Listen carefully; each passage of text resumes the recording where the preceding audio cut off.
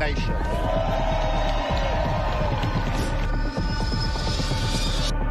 Take a look at what happened.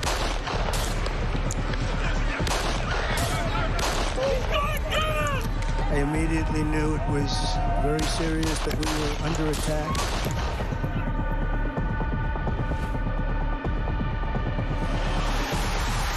The time has come, and this surely is England's time. Williams, who scores, and Spain lead. The shot from distance is in. It is Cole Palmer. Low ball in on the far ball, slides it in. An absolute killer of a goal. I agree with the protest, but I don't think the violence was anywhere near necessary. No, I mean, I don't think anyone, Nigel, would ever think that the violence was the answer at all.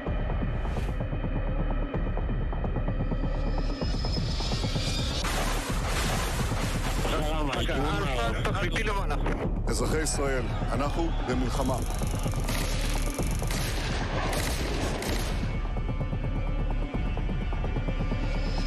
I probably took a bullet to the head because of the things that they say about me. If Donald Trump were president, Putin would be sitting in Kyiv right now. In Springfield, they're eating the dogs. The people that came in, they're eating the cats.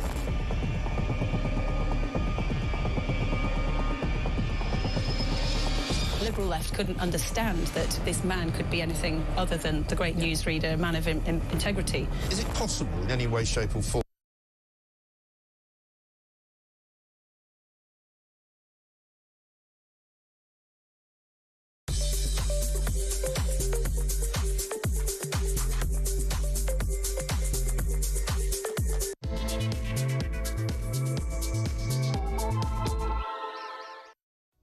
Hello, very good morning to you. It's just after 6 o'clock on Sunday, December the 29th. Have you got your outfit ready for New Year's Eve? The pressure is on. A very good morning to you. Thank you very much indeed for your company this morning. Now, as you would imagine, I have great news for you from my festive log cabin. Yes, that's right, because today is International Cello Day, a day commemorating the birth of Pablo Casals. Now, who is he? Well, he is famous for bringing the Bach cello suites into the spotlight and celebrating the emotive sound of the instrument.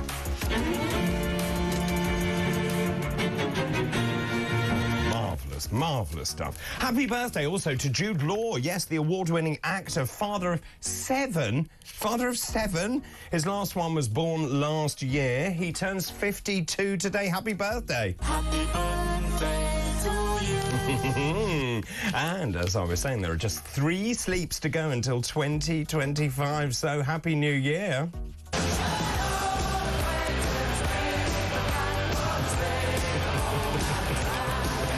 Very good, very good. I'm here on New Year's Eve breakfast. Lucky me. I'm also here on New Year's Day breakfast. Lucky me. Right, let's move on and start today's show, shall we? Today's fascinating facts. So today's fascinating facts. On this very day in 1675, Parliament ordered the closing of all coffee houses on the basis they were centres of malicious gossip about the government.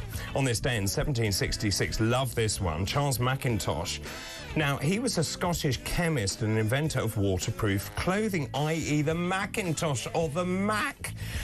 He was born in Glasgow. For his various chemical discoveries, he was elected a Fellow of the Royal Society in 1823. And on this day in 1928, the birth in Oldham of a brilliant actor called Bernard Cribbins, OBE. He had a career spanning over half a century, came to prominence in films in the 1960s. He was an amazing performer on things like Jack and Tory, which I grew up watching, and of course he was in that amazing series Doctor Who. That's Bernard Cribbins, and those are today's fascinating facts.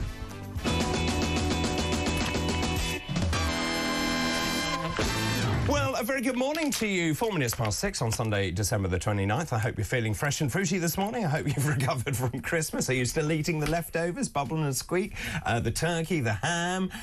Here's another thing that went wrong in my Christmas. We forgot to put the turkey in the fridge. So it sat on the counter for 24 hours, and I looked at it and I thought, I don't think I better eat that. But anyway, there you are. Hope you had a great Christmas. You're limbering up for New Year as well. So it's the 29th, not long to go, 3 sleeps to go. As someone who's very excited about New Year, Lewis Oakley, who joins me this morning. Good morning. Good morning. How are you? Are you excited? I'm all right. I do. I take New Year's very seriously in the sense of review my goals from 2024, set the new ones. Do you? I like to have a plan. Do you write that down? Oh, yeah. And I mark myself on it, and I do it quarter by quarter. I take it very seriously. What are your goals? I don't Intellectual broadcasting? I don't want to say what they are just yet. They're not solidified. And now, because I've got children, I've started writing goals for the children. So, for instance, next year, I want them to start swimming lessons. Or they're 4 and 2. Yeah, they're pretty well trained already. Well done. Yeah. Swimming lessons, okay, very good. I want to do swimming lessons. So yeah, I mean, I'm a very planned out man. You've got to be, especially when you're raising young humans. No, I've got a list of things I want them to be able to do by the time they're 18. I'm glad you qualified that, young humans that you're raising, not anything else. No, just young humans. Young humans. I mean, the other thing about New Year's Eve, and actually in some ways I'm quite pleased I'm working, there's such onus to have a fantastic time at New Year, and everyone is gearing up for it. You go to a venue, it costs an absolute fortune, drinks are an absolute fortune, the cabs are a fortune, and then also there's that kind of expectation, I'm going to have the best time ever, and that's really difficult to do. I'd much prefer it when it's low-key and you don't really know what you're about to see or what that event is. Yeah, I would agree with that. As someone that's, tried to go out a lot of times in London, it's just been awful. You just couldn't move. So I would never go out for New Year's Eve. I think that the dream is to sort of have a house party. Lovely. And I've tried to get in on people's house parties this year, and no one will have me. I would have had one. Well, throw one, I'll come. Yeah, well, someone invited me to Barcelona, and I said that's too much. Not money, but just too much to fly out somewhere. Why is it? And then it's just, I've got children. And then everyone else I know that has got children as well is like, no, we're just staying in. My dream is in a few years' time when we've got a house and it's all sorted that we will be the host and we will create a great New Year's Eve party. And everyone will come and available. say, those Oakleys, they know how to do New Year's Eve. Exactly. The Oakleys know how to do a New Year's Eve That's party. what I want. Yeah, excellent. Just very quickly, the cello, International Cello Day. This is Pablo Casals, a virtuoso whose skills reshape cello music forever. I often think, actually, the cello is a really underrated instrument because it has such incredible melody. It's sort of melancholic as well, but it can be played on its own, which people don't realise. But obviously, as part of an orchestra, it fills it. It just provides body. I just thought I'd mention it. Yeah, that's an interesting observation. I love orchestral music. Can you play the cello? No, I can't. I play the flute.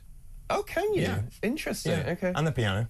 Oh, well, and the guitar, really badly. See, your parents had a plan for you. They did have a plan, actually. And it's very funny, because my brother then decided that he was going to learn an instrument, and he decided to learn the trombone. I think it was just basically to be annoying, because it's really noisy. Right, yeah. So he would play the trombone really badly and annoy the rest of the house. Love that. Yeah. Well, so you've got all that to look forward to. Anyway, the International Cello Day, then 2015, as I say, I think it's a rather wonderful instrument. We'll talk about Bernard Cribbins in the next hour. But should we talk about what is going on in the news? Lots going on. If you are waking up this morning, this is the headline in the Sunday Times, our sister publication. Middle classes support VAT on private schools, says Phillipson. Was news to me, that. Well, of course she's going to say that, but I don't know who these people are that she's pointed to that are so overjoyed. Oh, thank God. Thank God you're trying to be VAT. Oh, our Christmas gift. Yeah. I don't know what she's talking about. I think it just talks to MPs, these days, especially these Labour ones, they're in their own little bubbles. They're only talking to the same people, and so they're not understanding that they have to sell if this is a vision, they have to sell it. They do. They can't just turn around and say, oh, well, I spoke to 5 people that already agree with me, and they agree. So let's just be very clear about this. There are 500,000 kids, roughly, in private education, OK? That saves the country £4.5 billion. Yep. Now, the government is saying that, actually, this is going to raise £1.5 billion, but the thing that they haven't factored in is the sheer numbers of parents who cannot afford to send their kids to private school anymore, who are coming out of the private system into state education. I know this from my sister and her friends. There aren't any places for them. What I've been shocked at, and it's not just this story, it's a lot of stories that have gone on recently, is the sort of only one step forward politics, that they can only see one step forward. They can't predict the next 5 steps. They don't do any sort of crisis planning or what if this goes wrong. I mean, that was such an obvious thing that was going to happen. So then you come to, well, are they not thinking or do they not care? I don't know what the answer is. I think this is class warfare. Actually, I think it's idealistic. I think it's an ideology. I think it's driven by that. Already you've seen schools like Alton in Hampshire closing down, and Prep School in Norfolk, Carter School closing as a result of all of this. Just in terms of that, by the way, the head of the governors of that particular school is Alistair Darling, a Labour grandee. I mean, can't they see what they're doing? I don't think they can. As you say, maybe it is ideology. Maybe it is, unfortunately, and I hate to think that this goes on, but, you know, we've put out a policy, we'll look ridiculous if we backtrack now. True. Even though it would be for But wouldn't it show strength if you backtrack? To say, look, we've thought about this, we've reconsidered it, it doesn't work, we're backing off. It depends. If you make too many U-turns, they'll just say it's just spinning around. So, you know, we've had politicians that have U-turned too many times. So you've got to pick your U-turns. But I do think, I mean, the pressure on this one. But then you look at what Labour's doing sort of across the board. No one's happy. They seem to have just set out to just irritate everyone, from farmers to waspy women to... It's just, who is your friend? So she says something else. Bridget Phillipson says that middle-class parents support this, as you say. Oh, thank goodness, VAT's been added to the cost of my education. At the same time, she then says, well, that's great because I, Bridget Phillipson, I'm going to be the voice of the middle-class pushy parent. The pushy parents are the ones that are pushing their kids into private school because they're working 3, 4, 5 jobs to ensure that the kids can go to private school. There is an enormous dichotomy here. I don't think she's actually worked out what she's saying. I don't think she does, and I think we've got to be really careful in this country at the moment. I really mean this seriously. Is we are disincentivizing people wanting to push for better. We are in a situation now, I would agree with that, where living, you know, and I know this, oh, boo-hoo, you know, middle-class people not sending their kids to school that they want, blah, blah, blah, whatever. But you've got to think, you know, a lot of, as a parent, what you want is for your children to have better than you had. And what we're in, no matter where you sit on the economic scale, is that people now are seeing that their children cannot have what they had, whether that is a private education, whether that is being able to go out and rent your own place at 18 or whatever it is. We're just seeing this slow standards of no one can really do the things that they used to do. We're not increasing things. We're not saying, oh, well, you know, we could only afford this back in the day and now look what you've got. We're sort of going backwards on standards on all measures. So her wanting to be the champion of middle classes, you're not, because we need some outside-of-the-box thinking. Well, that's right. Yes, it's dumbing down to the lowest common denominator. You're right. There's no aspiration. In the United States, they have a very different view of this, which is, you know, to celebrate success, to say that's fantastic that you've done so well. It is a very strange system we live in. Let's look at the front page of the Sunday Telegraph this morning. If you're waking up, this is other good news, by the way, for people who are waking up thinking, how can they afford things? Families face £8,000 New Year tax rate. Of course, we've got Rachel Reeves, £20 billion hole, even though no one can actually corroborate that figure. She's then raised £40 billion in taxes. So these Labour tax rises come into effect next year, forcing households to pay thousands more from their children's education, as we've just been talking about, to council tax. So the IFS, the Institute for Fiscal Studies, warned that the tax burden is rising to levels we have never seen in this country. Yep. And it's a worry. And I speak to a lot of people, and I'll include myself in this, where there is a point where you think, will I be worse off if I earn more? And I think a lot of people have, and I've heard of people say, oh, I've gone on reduced hours because if I earn too much, then I'll be paying more tax. And that is, it's going against people trying to be ambitious and build better for themselves. People are basically saying I've hit a ceiling. If I earn any more, if I do any more work, you know, I'll be worse off. So what we don't want is aspiration? I think it's dying. I think aspiration is dying. We're all being sort of put into a little box of like, this is it. That's as far as you can go. Doesn't matter what you do. And I think, you know, especially for people like me who works about 6 jobs, I counted the other day. I have 6 different jobs and sources of revenue. And it's like, actually, I'm killing myself here, but am I feeling the benefit of it? No. I'm not rolling around in money. I'm not going out on expensive foreign holidays or buying expensive watches. I'm just about paying the bills. And I have 6 different jobs. I'm up at 3 a.m. this morning to do. It's so, and I think, you know, it's this, well, we pay a fortune for your advice. Oh, very good pay. But I do think there is a point of you know, this idea of work harder, work smarter, get a good education. Well, people are saying, well, I'm working, and it's not just me. You know, there are people out there working 3 jobs that are out listening to this now. You know, they were up at 3 a.m. and they're doing a job, and they're coming home and they think, I'm not feeling the benefit of this. So then when you've got stories like this, well, we need more tax. You just think, no. But look at the size of the state and the number of people that are actually claiming benefits. That is the problem, because we need to get those people into work. We need to get them off the state. And again, there is a problem. So people say, well, I don't want a job because I'll be worse off, certainly at the beginning of that. And I think that's one of the major problems that we have. But I do, you know, I'm at that point where I don't blame these people on benefits anymore, because actually maybe they're the smartest ones of all. Because well, that's what I mean. We are in a situation, and I think that you've got to, it's about stick and carrot, right? Because you hear all these stories of people that are on benefits, and then it's like, oh, I want to go and train and do something, or I want to start slow and I want to do 3 days a week. It's like, will you be worse off? And so we need to address that, where it's actually work pays. Because there are people that are working 3 jobs, and it's not paying. So let me just give you the figures. 946,000 under 25s, not in education, employment or training.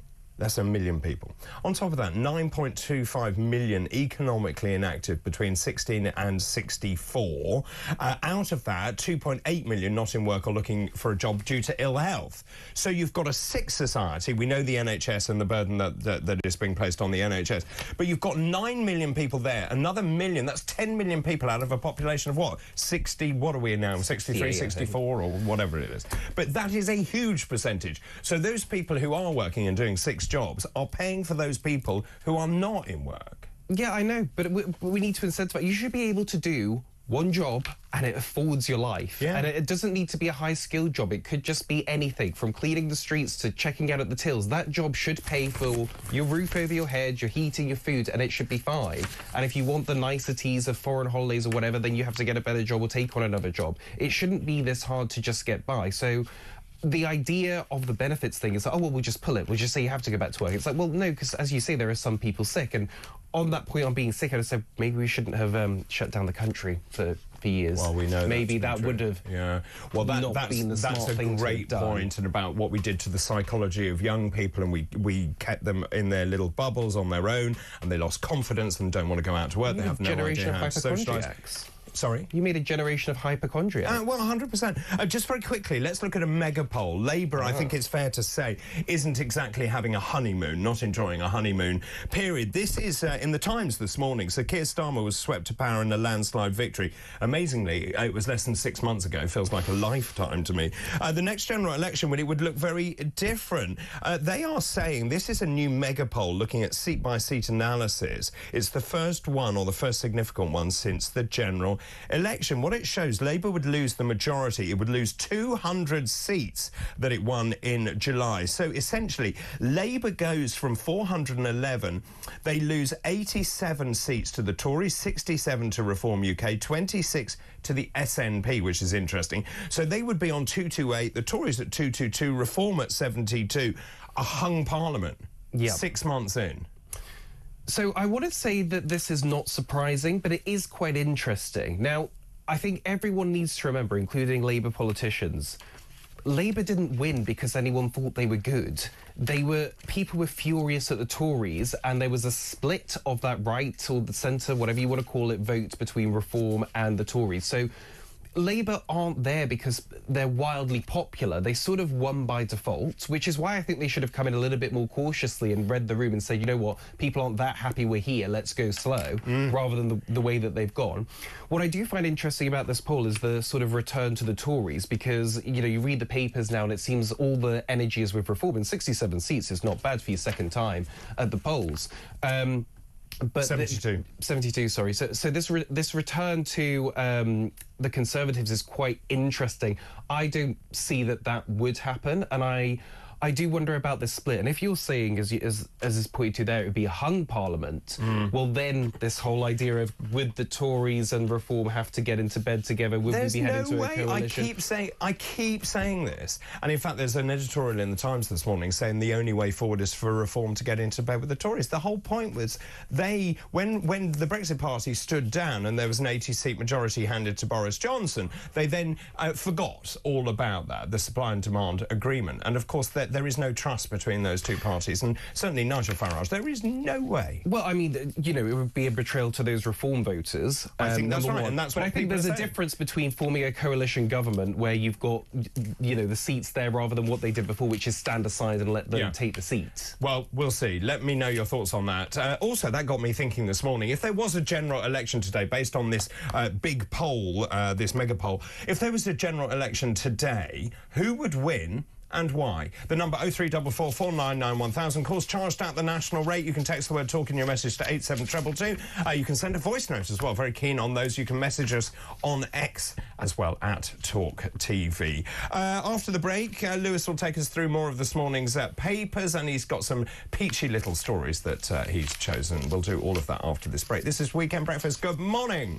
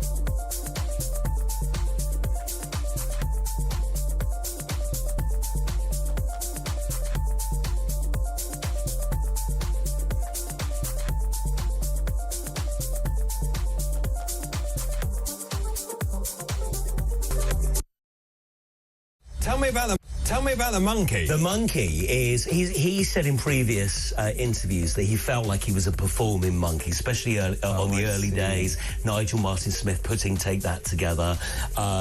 It also has more of an explanation when you watch the movie. He's always had this kind of fear of people in the audience hating him. And I suppose it's like the imposter syndrome thing of seeing people in the audience going, you're not talented, you shouldn't be doing this. And he's always kind of pictured that person as an ape in the audience.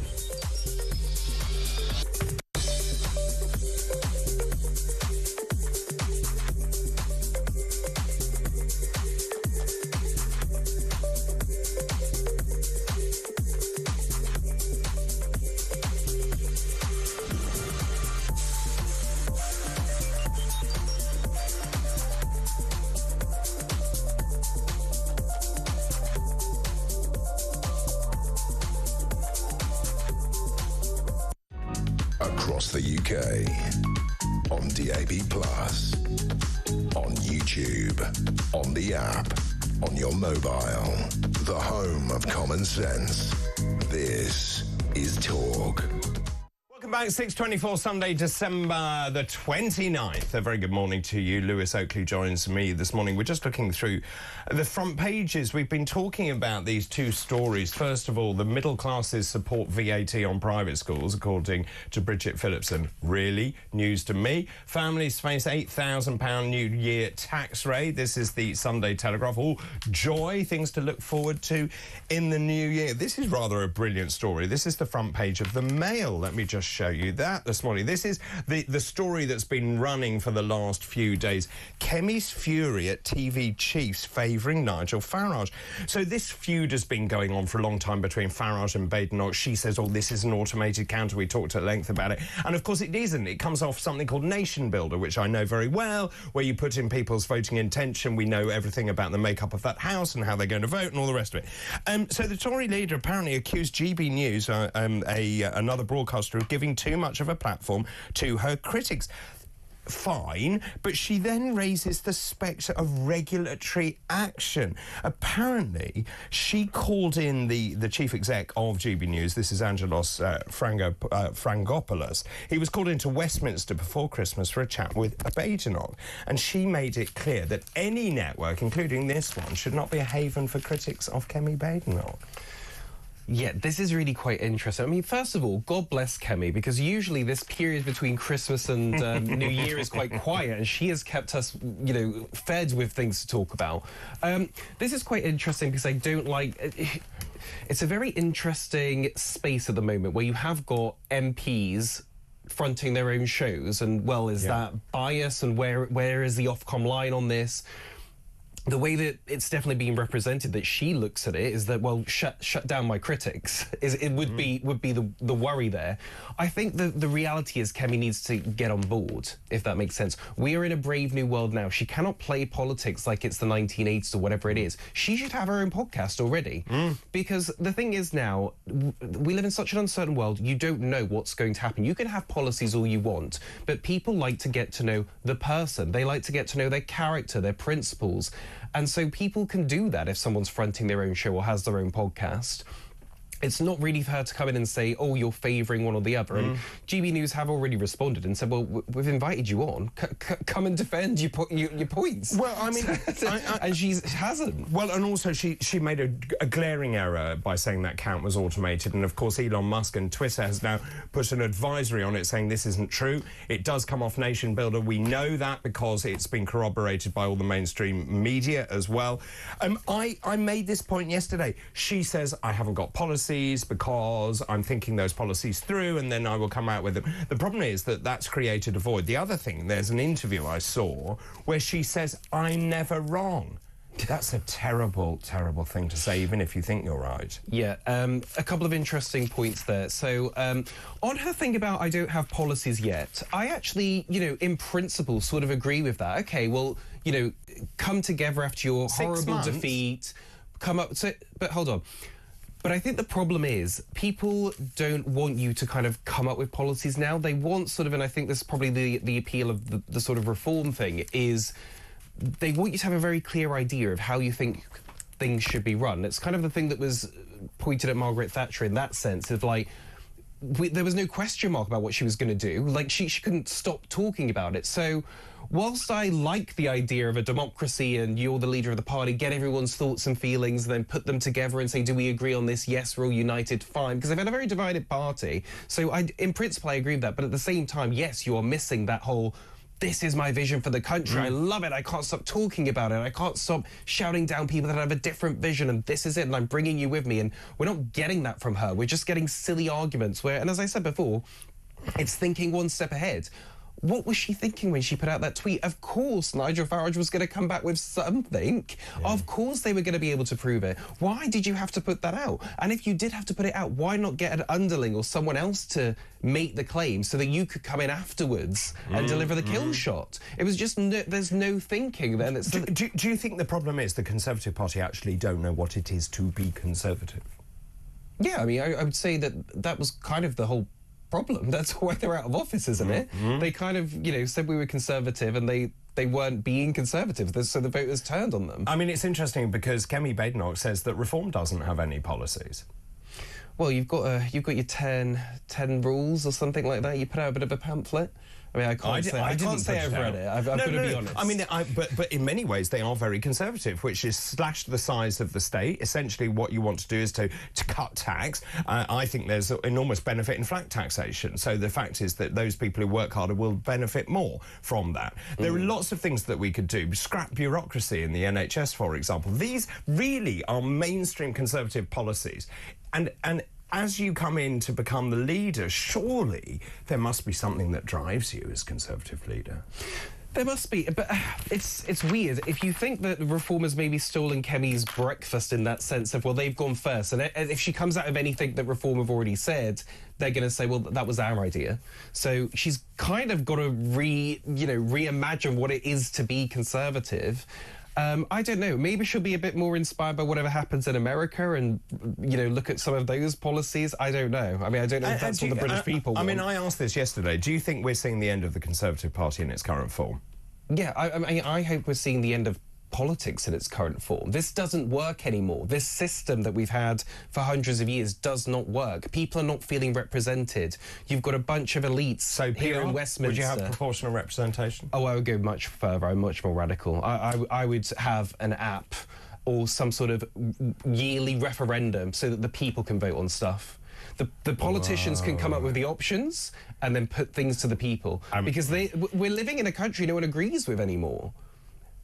We have policies no one agrees with. No, I'm just thinking it through. I mean, it's really fascinating. But then you have government by referenda. I'm not necessarily sure that's a great idea. I have to go to a break. After the break, we'll consider that option more fully. Also, we'll take you through this morning's front pages. The time is 6:31. Happy Christmas breakfast.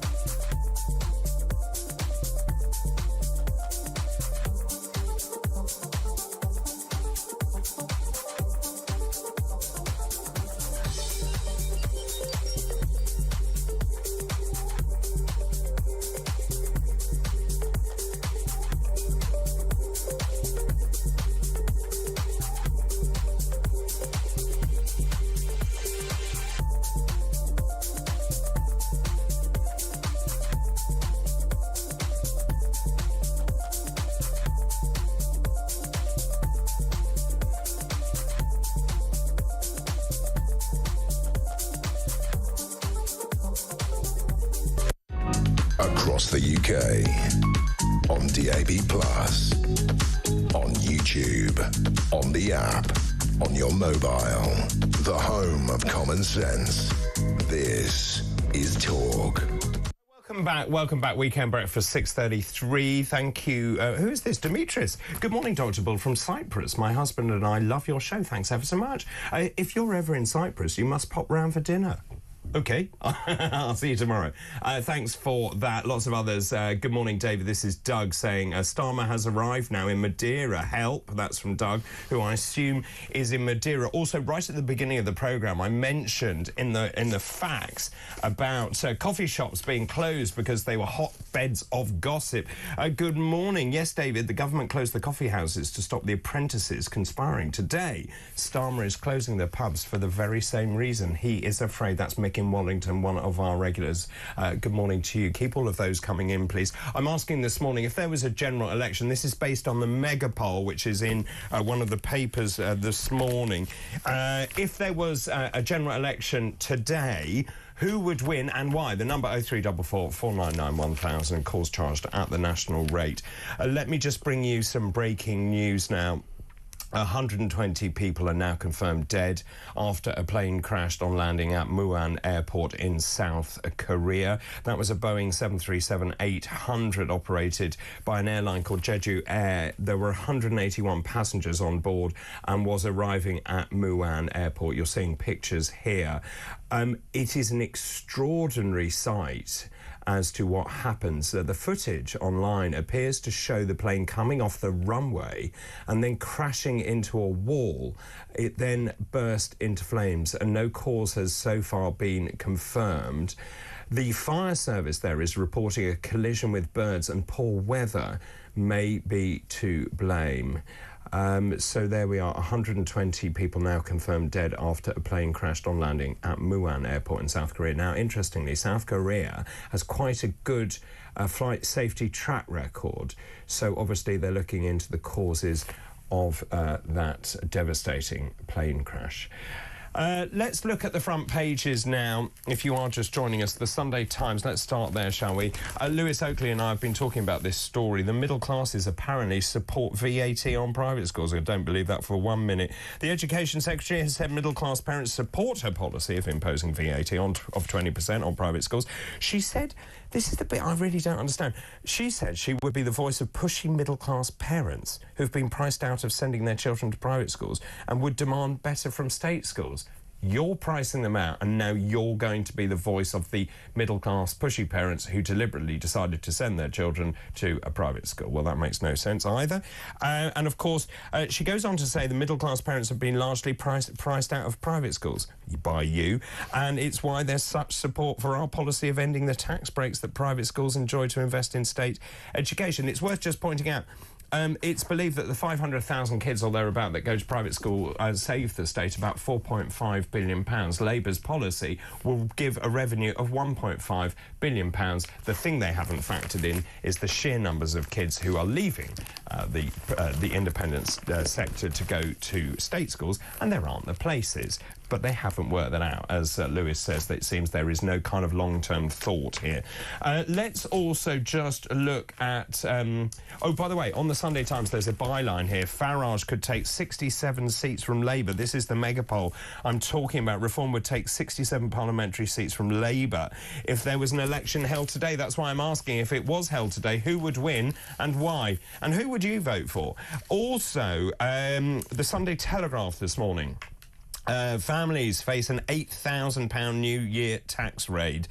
Middle-class families face an £8,000 increase in their tax bills in 2025. This is analysis by The Telegraph. Of course, the raft of Labour tax rises coming into effect next year, forcing households to pay thousands more from the children's education, council tax, the £40 billion tax increase by Rachel Reeves. Of course, we've also heard from Rachel Reeves saying she can't rule out further tax increases as well. The IFS, the Institute for Fiscal Studies, warned that the tax burden is now rising to levels we have never seen in this country before.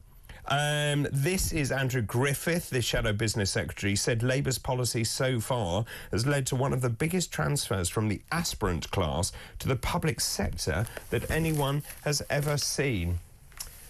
Also, the byline on that one, Musk slaps fake label on Badenoch's online post. This is her about the automated, saying that Reform's counter was automated. It wasn't. It was linked to Nation Builder and actually was real-time sign-ups of people to Reform UK. The front page of the Mail this morning, Kemi's fury at TV chiefs favouring Nigel Farage. We talked about this as well. Kemi Badenoch very unhappy, saying that various news outlets, including GB News, is giving far too much time to Nigel Farage, and she threatens regulatory action as a result. Make of that what you will. The Observer front page this morning has the same story we did yesterday, or we saw yesterday. I think it was in The Independent. Patients at risk as NHS urgent repair costs triple in a decade. It says a decade-long failure to address urgent repairs in hospitals across England has led to a dramatic rise in issues, posing a high risk to patients and staff. The cost has tripled since 2015 in real terms to £2.7 billion this year. Huge numbers of maintenance issues. The NHS lost more than 600 days or 14,500 hours worth of clinical time because of infrastructure failures in the last year. The total maintenance backlog has now ballooned to 13.8 billion. That's up 18% from last year. The front page of the Sunday Express this morning, UK's £4 million pledge to find Putin's cruel war criminals. Survivors of Russia's war crimes in Ukraine one step closer in their quest for justice. There's a £4.5 million pledge to help prosecutors hunt down the soldiers and commanders responsible for unspeakable atrocities since Putin launched his illegal invasion almost 3 years ago. The Sun on Sunday has a bit of a U-turn here. Apprentice stars in hotel romp, Lewis. A new Apprentice contestant was found half naked, or with a half-naked rival, in a hotel room during filming. This is Amber Rose Badruddin, who is 24 and an unnamed fella, spelled F-E-L-L-A. Broke strict no-touching rules whilst in Turkey for Lord Alan Sugar's new BBC series. A source said they were read the Riot Act. Why was she named and the fella not? Good point. Turn to pages 4 and 5. I will. Why should she be on maths? Well, hang on a minute. Oh, she wrote a love letter to a male contestant who was undressed in her hotel room. She split from her boyfriend as well for 4 years. That was the boyfriend for 4 years. Oh. Yeah.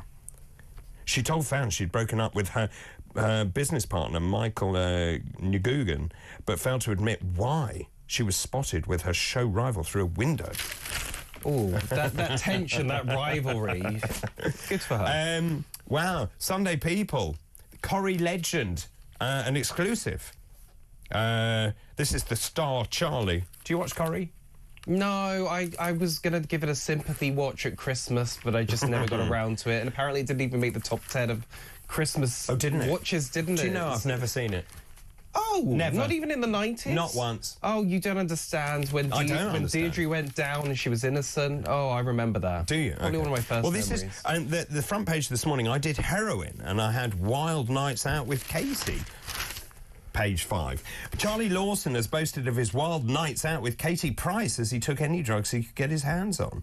He talks of his hell-raising lifestyle. He drank over a bottle of whiskey a night, took cocaine, ecstasy, LSD, speed and cannabis. Well, he can't go on holiday in the US now, he's admitted that. Well, I was about to say that's a very interesting admission, isn't it? Because also, what does that mean in terms of his legal status? And you rightly point out the US would take a very dim view of that, Prince Harry. Let's not go there. I just met... I walked into that one, didn't I? You did walk into that one. The Mirror. Oh, this is a lovely story. The best Christmas present ever. Two mums have met after one donated her beloved daughter's heart to save the other's little girl. This is Amy Anderson. She heard Mia's heartbeat and graced Westwood, aged 5, and said it was so special. Gosh, I don't know how people do that. I mean, it's an amazing thing to do, so altruistic. It's one of those, I wouldn't be able to read that whole story. It made me cry. Like, genuinely, it's amazing what we can do with, you know, as much as we talk about the NHS and the state it's in, you know, when you hear stories like that and what we do with transplants now, it is amazing the life that we can give people, especially young kids. I agree. Grace is alive thanks to Amy's parents' decision to donate the heart of their 10-year-old daughter, Mia Hicks. Wow. And the Daily Star. This is actually quite a big story, but they've done it in their own unique and special way. Rise of killer robot fridges. Now, there's a warning that the humble fridge could lead to a Terminator-style robot takeover of the world. It's enough to leave you feeling cold. I don't like this. I don't like this fear-mongering about AI. But it's also true. The Internet of Things, everything is talking to each other. It's all watching you. Your fridge has got a camera in it. My Alexa knows what I want. She keeps telling me that, oh, have you looked at this? You need to be doing that. And this is the father of AI has warned, and we'll talk about it in Tech Rundown, actually, with Davis later on this morning. When's that? At 7:20. We'll talk about that. Because the father of AI is saying it's progressing at such a rate, he's frightened by it. Yeah, we have to keep a sceptical eye on it, but we also have to make sure that we control the technology and we decide what we want it to do and what we don't want it to do. We can't just let it sort of like, oh, it's just going about its own thing and that's what it'll do. We need to say, look, have you watched Doctor Who? This is exactly what happened. But if you watch Star Trek, this is why I'm not worried about it. So they have AI computers and it all works fine. It's like that's what we need to sort of be aiming for. You know that's a fiction, don't you? Star Trek. Well, it's becoming rapidly not. Yeah, well, that's also true. I mean, so and let me just tell you that story. Geoffrey Hinton said humans will be like toddlers compared with the intelligence of highly powered AI systems. The godfather of AI said AI could wipe out humanity over the next 3 decades, warning the pace of change is much faster than expected. I actually rewatched iRobot whilst I was on my sick bed over Christmas. Look, I think we have to be cautious about it. If the robots try and kill us, we'll probably take them out before they take us out. Then we'll reprogram them and go again. All right, if you say so. So thanks, Lewis, for the moment. If there was a general election tomorrow, who would you vote for? Why? And who would win? Let me know your thoughts on that, please. 0344 499 1000. Calls charged at the national rate. You can text the word talk in your message to 87222. You can message us on X as well at talkTV. Tons of messages coming in. I'll go through some of those after this break. This is Weekend Breakfast. A very good Christmas morning to you.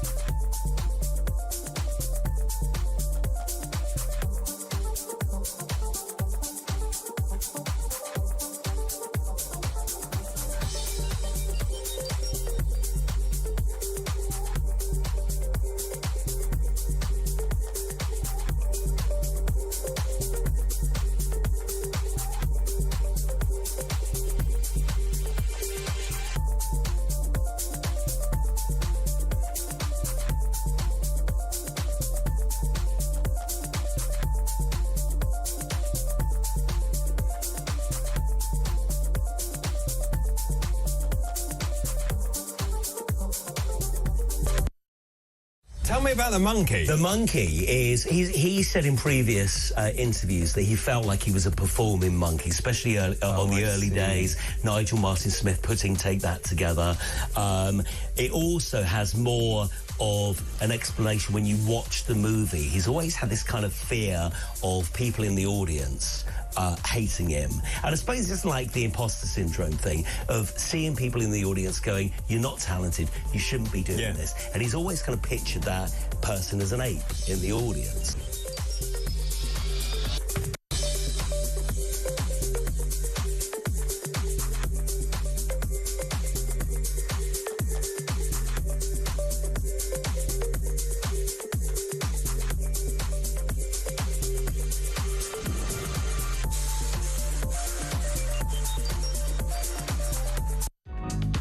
across the UK. On DAB+, on YouTube, on the app, on your mobile. The home of common sense. This is Talk. Good morning, 6:48. The date, Sunday, December the 29th. I love this bit between Christmas and New Year. No one has a clue what day it is. But we do here. Sunday, December the 29th. Lewis Oakley joins me this morning. Good morning. Good morning. Now, you've chosen some choice stories. We'll do those in just a minute. Lots of messages coming in. Good morning, David. Margaret in Tunisia here. How lovely. COVID has been over with for 2 years plus now. Isn't it about time people just get over it? We were all locked down. Time for people to get back into the offices. Stop using mental health as an excuse. I understand there are genuine cases of people suffering from mental health, but it seems to be used for everything these days. I know it sounds harsh, but we all need to get a grip and get back to normal. No. I'm sorry, and I maybe come down on a bit of a different side of this. Like, I'm still traumatised by COVID in the sense of... Yes, we locked down the entire country. If you were a bad person, if you said, isn't this a bit mad? The people were dobbing their neighbours in and saying they were out for an hour and 10 minutes. That's the kind of country I live in, where people were told if you don't have this jab, you're a bad person, you can't work in the NHS. No, I'm sorry, I'm still traumatised by it. I'm still not over it. But doesn't Margaret have a point? We need to get on now. Learn our lessons from that. Get on, get people into work, stop lounging around, make sure you're productive, get back into work. Well, I think you reap what you sow. You shouldn't. People should have spoken up at the time. But what do we do about it now? Well, we did. To be fair, many of us did speak up about it at the time. But you know, I've spoken about this before. I got triangulated. I left my phone at home so I could actually leave the property. I had people, the COVID police, banged on my door. Yeah, I know, we've all got stories like that. Well, some of us. Look, we do need to get back to normal. You know, I would agree with that. I think we've just got to be sort of mindful about how we do it. And I think also, you know, the one benefit I won't give away is working from home, hybrid working. Oh, my goodness. I love it. You're not productive at home. Yes, I am. I'm way more productive. When I go into the office, you're talking to people all day long. I get nothing done. Whereas at home, silence, boom, can get it done. Really? Not that talking is unproductive. Of course, that there's a balance, but you don't need to be in the office 5 days a week. Well, I think the civil service needs to be back in a little more. Okay, people that are on the taxpayer purse, maybe those people. Good, excellent. Lots of messages coming in. Sean in Gloucester, good morning to you. I'm asking this morning if there was a general election today, who would win and why? Easy answer to your question, David, it's reform. The Tories have finished after mucking things up for so long. Labour have completely upset everyone, including their own voter base, and they will suffer worse than the Tories. Sean, thanks very much for that. Also, we're going to talk, this is quite interesting, the UK really needs to solve the energy problem. This is Sue, and good morning. And unskilled immigration. These two problems are draining the economy, pushing the UK further and further down the GDP ladder. We're a failing economy. The last thing we need is more immigration draining our resources. Also, David, we need to delay all net zero projects and drill. Otherwise, we will collapse. That's a brilliant segue into your story you've chosen from the Mail on Sunday. Yes, so this is £37 billion. That's the eye-watering cost of Ed Miliband's Green Crusade to make Britain net zero by 2029. Look, this is an interesting one. I love the planet. I'm sure we all do. And I absolutely want us to make sure that we are doing everything we can to preserve the planet for the next generation, making sure that our oceans are clean, our air is clean. But Ed Miliband, I mean, first off, the way he goes about it is just odd. It's almost like you can't trust him. He's just giddy with excitement. It's like, this is not a giddy with excitement moment. We've got to look at serious solutions to the problems. And I think there is a lot of people I speak to about net zero. I think everyone supports the planet and wanting to make sure that it's a prosperous place for the next generation, but they disagree with the cost of doing this at such speed when we are a tiny island and China and America and Russia are not doing the same. It's like I think there's this thing of we don't want to impoverish ourselves when it won't really help in the grand scheme of things. And then you find out things like, oh, well, we won't drill for oil. What we'll do is create more CO2 by having it imported. And it's just these common sense things where it's like, look, we can...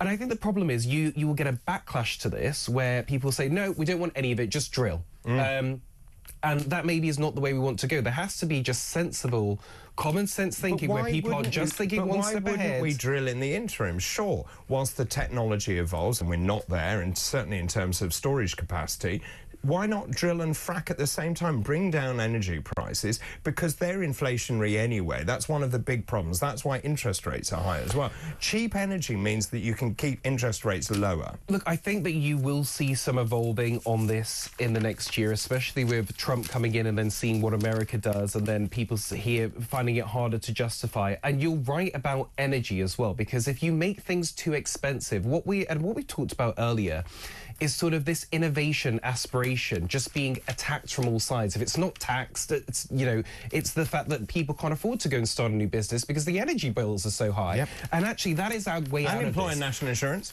The issues with the climate and the changing climate will be solved through innovation. It will be solved through tech. It will be solved through smart young Brits that have got an idea, that managed to get a few quid together and start something new, and then they've done it at scale. But those people are not going to get that opportunity if the energy costs are too high and they're taxed into oblivion. So just looking at the cost of this, in fact, they believe the cost of net zero is $3 trillion a year. In fact, it's so large, no one actually knows how much it is going to be. If we scrap net zero, you would save about $20 billion a year. You could do a lot with that, couldn't you, Rachel Reeves? I just point that out. And also, just in terms of the staggering, eye-watering cost of all of this, going back to your referenda idea, where's the referendum on that net zero? Well, I think that if a party offered that would swing it for them. Because I think that this is the thing. And as I say, lots of people care about the planet, and there are lots of other things you can do outside of a net zero target by 2029. That's so close. Like, to go at that speed, it's almost like you alienate too many people. Like, we can save the planet and do all of the things where our conscience is clean. Like, look, we've done what we can to clean the rivers, clean the air, and invest in new technology. But to basically drag people back to the Stone Age, which is what this would take, people don't want that. Well, and the second that there are power cuts, it'll be game over. Well, we're already there, aren't we? We've got the National Grid warning, and the fact is they've had to fire up gas power stations because there is an energy gap. I mean, we haven't built anything. I told people yesterday, I was at Sizewell. You know, the Sizewell A Magnox has been decommissioned. PWR is on its last legs, I should think, because it was built a long time ago when I was very young. And a Sizewell C is a hole in the ground. I don't know who told me this. It might not be true, so do fact check me. But someone said Margaret Thatcher was the last Prime Minister to sign off on a new nuclear power plant. Well, that's not entirely true, actually, but certainly she was the last Prime Minister I think any were actually built under. Yeah. Or completed under. Just very quickly, lots of other messages coming in. David, I love your show. I look forward to it weekly. Oh, that's very nice. Sarah, good morning to you. I look forward to it. I like Lewis. Oh! But his referenda app idea is crazy. If you compromise too much, no one gets what they want. We need a leader to be decisive, to go with their gut, stand on their principles with a top team of professionals in support. Quangos need culling, the private sector needs protecting, and anyone who says reform is one topic party is deluded. They are better for business and better for healthcare. And I want successful business people running the economy. We also need strong women, though. Claire Fox, Rosie Duffield, Miriam Cates, Suella Braverman. Happy New Year, Sarah. Happy New Year. Happy New Year to you. Look, I'll level with Sarah. Let's start small. You know, we can have an unofficial app where things are put to the people. What I see at the moment is we have a country that we have an elite, you know, governing sector here in Westminster that says the people want this. We've polled 2,000 people and 98% of people agree with us. It's like, they don't, though. Well, they were voted in. No, but this is the thing. This is why the system doesn't work, and this first past the post system doesn't work. If we started to at least have an app where at least advisory, where things could be put to the people, and all of the people that feel this way could vote and say, no, actually, you know, 78% of people don't agree with net zero by 2029 or whatever it is, and actually understand what people want. Because the problem is we have a country where the majority of people aren't happy with how we're living. Now, well, so just going back to this referenda thing, good morning, David. This is from David Thomas. Good morning to you. Government by referenda. Actually, David, it works in Switzerland, so why not? Perhaps, like the NHS, there's a perfectly viable hybrid that could work. The current parties would never go for any change, as that's like turkeys voting for Christmas. Further, on the tax issue, do not overlook the fact that billions are being spent on an increasingly problematic immigrant population.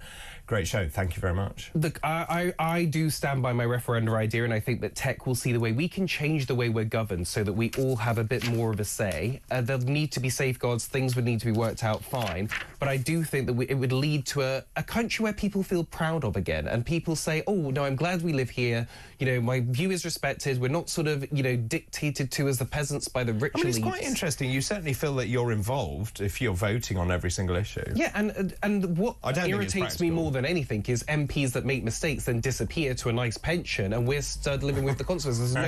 There's no consequences for getting it wrong. Yeah. Whereas if we, the people, have voted it, at least it's on us. Very true indeed. Lewis, thanks for the moment. Lots of other messages coming in. Mick says Badenoch has completely cooked her goose and burnt her bridges. That's mixed metaphors. I think she's cooked her goose and eaten it. But anyway, keep all of these messages coming in, please. Also, Lewis said he's traumatised by COVID. He clearly hasn't suffered much trauma in his life if he thinks it was difficult. Perfect example of a snowflake with low resilience. I'll let him answer that after this break. Lots more still to come. We'll go through this morning's papers after the break. Also, Davis Fang, tech presenter, will have all the latest tech in our tech rundown. Do not go anywhere. This is Weekend Breakfast. A very good morning to you.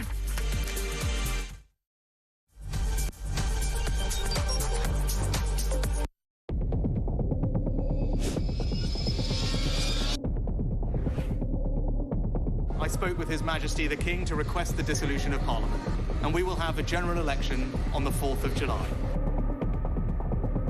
I have just returned from Buckingham Palace to form the next government of this great nation.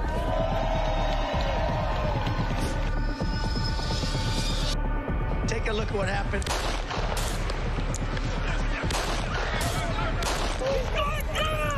I immediately knew it was very serious, that we were under attack.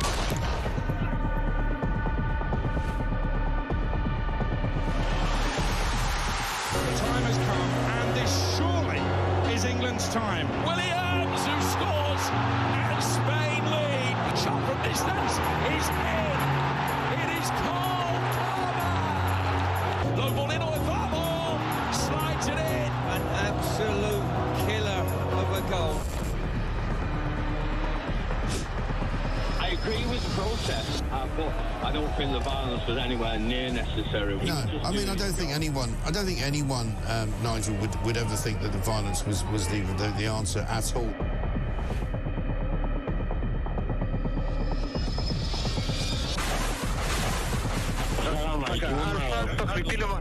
אזרחי ישראל, אנחנו במלחמה.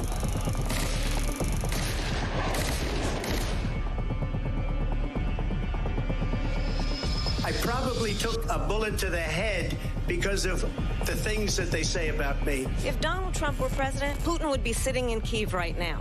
In Springfield, they're eating the dogs. The people that came in, they're eating the cats.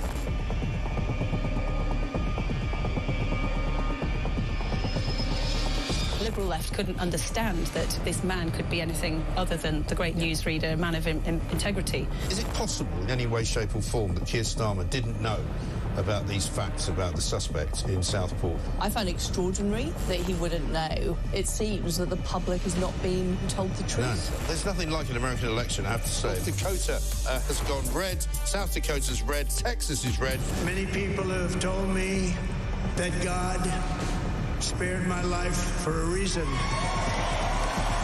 Bloomberg UK reporting Ukraine has made the first long-range missile strike inside of Russia.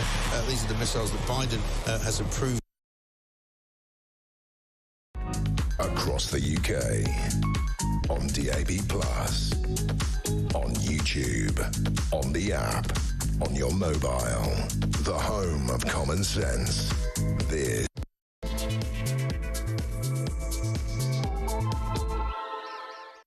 Hello, very good morning to you. Just after 7 o'clock on Sunday, December the 29th. That strange period of time between Christmas and New Year where you don't know what to do apart from eat more. Go and have a look in the fridge. Do I need something else to eat on, to snack on? Anyway, good morning. Great news, as you would expect. It's International Cello Day today. Yes, it is. A day commemorating the birth of Pablo Casals. He is actually famous for bringing the Bach cello suites into the spotlight and celebrating the emotive sound of the instrument.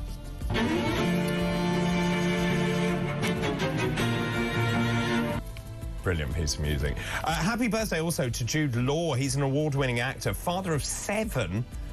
The last one was born last year. He is only 52. He's a youngster, isn't he? 52 today. Happy birthday, Jude. Happy birthday to you. And also, there are just 3 sleeps to go until 2025. Have you sorted New Year? Have you got your party? Are you going to have the best time ever? Yeah, 3 sleeps to go until 2025.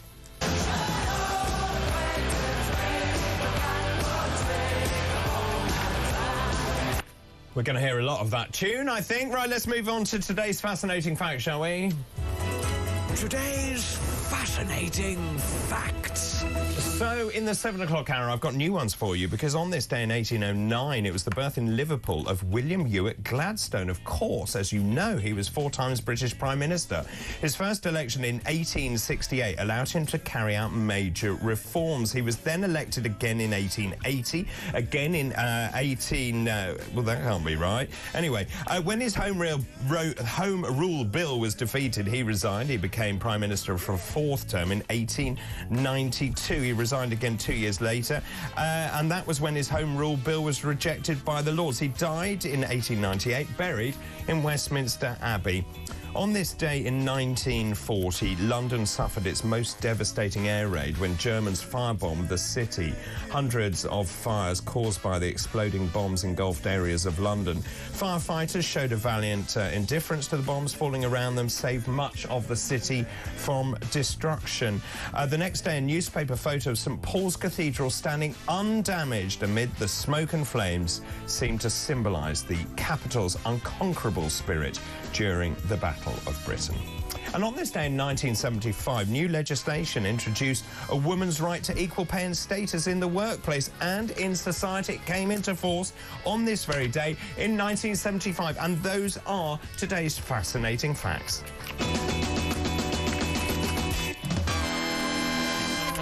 Also, by the way, on this day, and I was just mentioning this in the last hour, the birth in Oldham of actor Bernard Cribbins OBE. This was on this day in 1928. He had a career spanning over half a century. Amazing actor, actually. Joining me this morning, Lewis Oakley, broadcaster. Good morning. Good morning. Are you a fan of Bernard Cribbins? I only saw the Doctor Who thing. Right. I mean, he was amazing. I sort of grew up with Bernard Cribbins, actually. He was one of those people, he was pretty ubiquitous. Did Jack and Ori, You're Too Young, but he would read stories to children. So I grew up pretty much with him. He was known, weirdly, for records originally. The Hole in the Ground, Right Said Fred. Well, that's a great song, actually. Right Said Fred, both of us together. Anyway, he was in the Carry On series as well. He was in the Railway Children. As I said, he also narrated the Wombles. Oh. Do you know that? I know what the Wombles are. Yeah? I didn't know. Which is your favourite Womble? I have no idea what their names are. Don't you? Tobermory, Madame Chalet, Great Uncle Bulgaria. No. No? Do you know who the Billions are? No.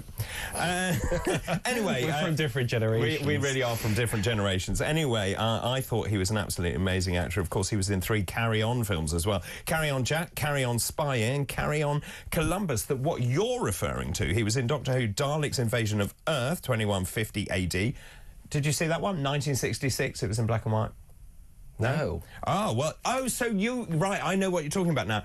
He comes back. Yeah. The reason that's important, he was in the original films. Right, okay. But you didn't know that? No. Yeah, that's why he's in them. Oh, right, Because he travelled through time. That's what Time Lords do. Well, he's not a Time Lord, but that's not the point. I feel like we're going to get some Doctor Who fans messaging in telling us we've got the plot line wrong. By the way, I've got the original instructions how to build a Dalek. Have you? Yeah. You stole those from your days at the BBC? No, so it was in a magazine in 1970-something or rather, and I've still got them. Oh. Folded up in a book. Wonderful. I bet someone will pay good money for that. Well, I want to build a Dalek. I've always wanted to do it, yeah. Why not a TARDIS? Dalek's better. In fact, a friend of mine has a Dalek. Oh. Yeah, in his hall. Interesting. Anyway, we digress. Right. Good morning, good morning. Let me just show you the front pages of the Sunday Times. Middle classes support VAT on private schools, according to Bridget Phillipson. Well, that's news to me. The Sunday Telegraph this morning, families face £8,000 New Year tax raid. So obviously Keir Starmer pressing ahead. I mean, it is amazing, isn't it? There's no kind of buyer's remorse from them. There's no sense that Labour realises they've got it wrong, that the entire country seems to be against the Labour Party, including many people in the Labour Party. It is odd. I mean, they're clearly in their own little bubble, but I don't know. I think behind the scenes, surely they must be reading the papers and listening to the news and thinking, God, people just really aren't with us. So will they see a bit of a turn? Will they turn on Keir? Who knows? I mean, we're going to be in for an interesting 2025. Yeah, I mean, time to put our bets on. I think the pressure will come from the backbench MPs because many of those are in real trouble because you've gone against the farmers, many of them representing rural constituencies for the first time. You're about to shove pylons across arable farmland as well. That is not going to go down very well. The cost of living has gone up, and yet you've got people like Ed Miliband splaffing money all over the place to get to net zero. As you say, we contribute 1% of global emissions. Yeah. This is the thing, and I think student politics is the thing that's always been put at this Labour Party in its current iteration. And I think that they're going to have to square a lot of things. Now, in fairness to them, they did say, look, we're going to have to come in and do the unpopular things first. So this is all technically part of their plan. Come in, be unpopular, make hard decisions, and hope that by the time we have the next election, all of these seeds have sprung into a nice forest and we're all so overjoyed that we vote them back in again. I don't see it happening, but look, I want what's best for the country. If they can make the country a success, more power to them. I just don't see where this is coming from. Sorry, I was just captivated by a message from Linda. Good morning, Linda. Dr. David, Lewis needs to stay at home and never come out again. I could broadcast just as well from home. We work 24 hours a day, 7 days a week to keep supermarkets supplied with goods. Lewis supplied with loo roll. I'm in my 60s. Get over yourself, Lewis. Get a life. I don't know quite where that's going, but I think it's about the spirit during COVID. Many people did rise to the challenge. Yeah, look, COVID was an interesting time, and I'm not going after everyone. I'm saying I was just dismayed at the narrative. I was dismayed at the freedoms that were taken away that I didn't really agree with. I was dismayed at the fact that people were forcing jabs that some people did not need, and that actually that is quite traumatizing that we fell that far that quickly. I'm sorry, and so it's this whole let's get over it, let's forget. No, I won't forget. This is why I'm so against this digital ID stuff, because we can't trust people. I'm glad you brought that. Have we got that clip actually? Because it's a really interesting thing that you mentioned. I mentioned it to you this morning. You told me that I was behind because I hadn't been monitoring X. The thing is that they are determined, and in many ways what they did so brilliantly in COVID is they made such a culture of fear that they managed to get the COVID passport through on the app because they basically made it impossible for anyone to move unless you could prove that you'd had your vaccine, right? Yep. So they had all that ready to go. Don't tell me they built that back end in 2 minutes, because they didn't. No. They had all of that ready to go. Now, you're talking about the ID thing. Now, we know that various governments, and the Labour government is determined to get a digital ID card brought in, even if people don't actually want it. There is an advert running which essentially is targeting young drinkers, saying, well, it's going to be so much easier for you because you'll have a digital ID, so you can just present that to the barman and you can get a drink. I think it's far more sinister. Have we just got... we haven't got it. OK, I'll get it for you later. But the thing is, I just think this is government playing people. I don't think that the government have the goodwill to say, oh, this is no problem, it's just digital ID. You cannot be trusted. A few years ago, you were telling people if you didn't have a jab or whatever it was, you couldn't work in the NHS, you couldn't do X and Y, you couldn't leave your house. So having a digital ID, it's all nice at first, but what can that be used for down the line when there is another emergency or when you've decided... And I think it's one of those things. This used to be sort of in the conspiracy theories, but we lived through what happened in the pandemic. We do have to be careful. And, you know, it's one of those things like my parents tell me constantly, you shouldn't be using your card for everything, you should use cash money. And they're right. And I'm like, oh, I know, and you're right. But at the same time, it's so inconvenient. But we do have to be careful. Freedom was hard fought for. We can't let it... I agree, but isn't it interesting? I'm like you. I use my card everywhere I go, but you're leaving a digital imprint everywhere, aren't you? Leaving a digital imprint. People are monitoring what you're spending on. And look, I'm not over the top of, like, you know, what do you care that I spent £5 at Tesco loo roll, apparently. Well, that's what people say, isn't it? I've got nothing to hide. But then when it comes to, you know, with the net zero thing, you know, one of the worries there is like that they'll start putting a tax on you. You've flown here and you've done this and all of this kind of stuff, or the idea that actually, you know, you can only spend your money in certain places that the government agree with. Now, that is in the realms of conspiracy for now, thankfully, but those kind of things could happen. I think that we just need to be very careful. It goes back to what I was saying at the start about referendums, is we are living in a world where too much of the elite are saying, oh, you don't want digital IDs, well, we'll do it anyway, and we'll pretend that, you know, we'll just say that some people like it. We can't have this, and I think we're getting into a very dodgy territory of being, you know, sort of just preached to by the elite. Well, that can't be. John in Doncaster said, I think Lewis's app idea is brilliant. If we had that, we would have no ULEZ, no 20-mile-an-hour zones, no low-traffic neighbourhoods. We would have fewer empty bus lanes. The police would be on the streets, not policing tweets. Net zero would be in the bin. Immigration would stop, and we'd all be better off. What's not to love?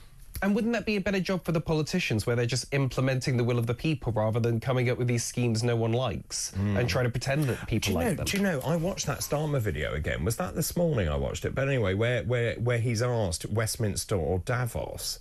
And every time I watch it, I just can't quite comprehend. And then he goes on to qualify it by saying Westminster is so small and that in Davos you can be involved in global initiatives. That sums it all up. It's terrifying. You can't have that. You need people that put this country first, that care about the people that live here, that care about our history, that care, you know, this is the thing and why there was so much trouble with the whole EU thing. Not that I want to get into that. But, you know, some of the arguments were, you know, the people over there, they don't understand what's happening in small little towns here. And that's why you need that representation here. You can't be sort of, oh, I'm the Prime Minister of this country, but I care more about being part of this greater whole. Like, it's nice, and we should all work around the world. Absolutely, but we can't put that first. Interestingly, Jackie, good morning to you. Jackie says, if we had direct democracy, we could have stopped net zero. There were 89 minutes of debate in Parliament, but 4 hours debate on fox hunting. And, of course, that's the point, which is Labour is determined to wipe out fox hunting. They have never been to the countryside. They have no idea what they're talking about. Let's just go back to that digital ID thing, shall we? Because this has been dressed up, right? Digital ID, nasty. I'm against, you're against. But it's been dressed up to 18-year-olds saying, oh, it's going to help you buy a beer. Have a look at this.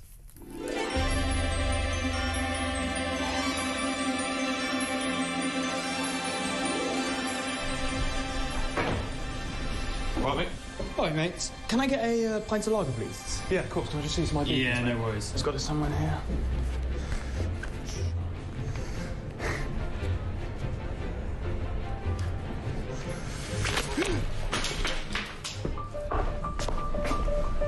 Hi, can I have a pint of Christmas cracker, please? Certainly.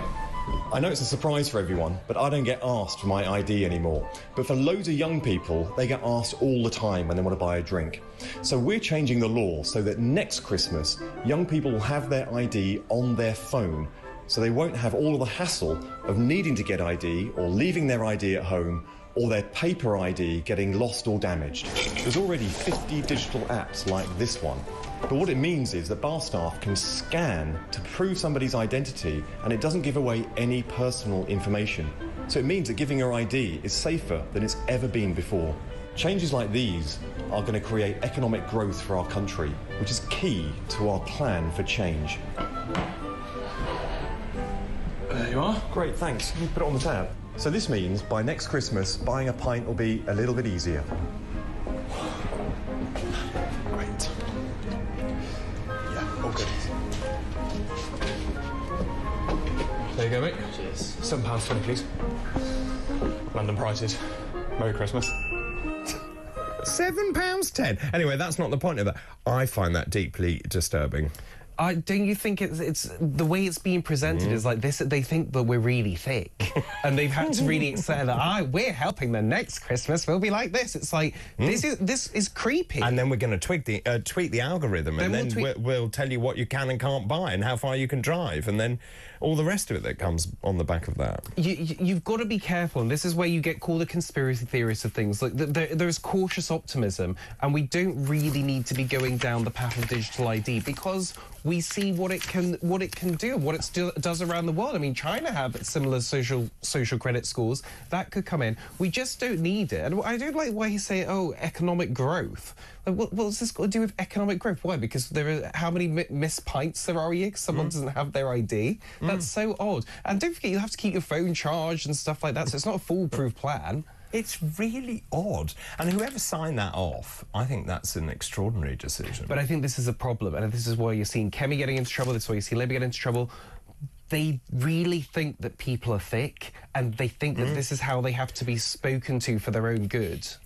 Just very quickly, there's a mega poll out this morning showing Labour would lose nearly 200 seats. Just in terms of that, Labour would drop from 411 down to 228. The Tories would get 222. Reform 72.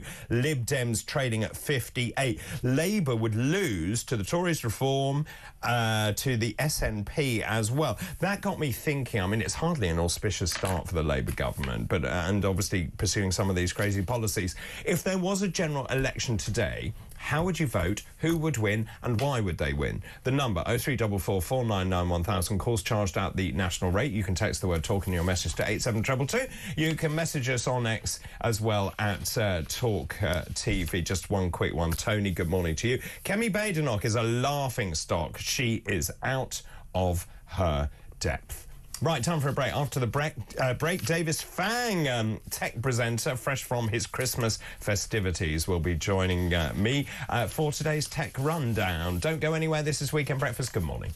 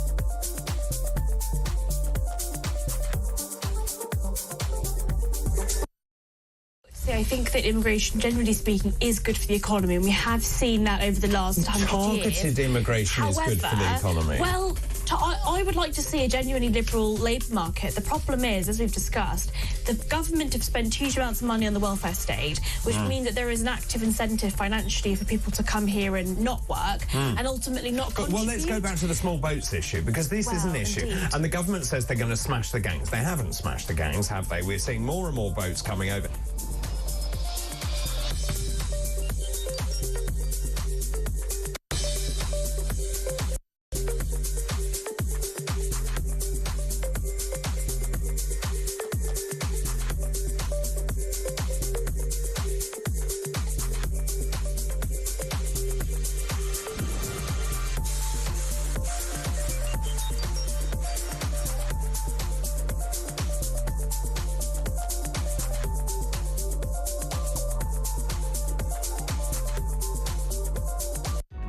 Across the UK, on DAB+, on YouTube, on the app, on your mobile, the home of common sense.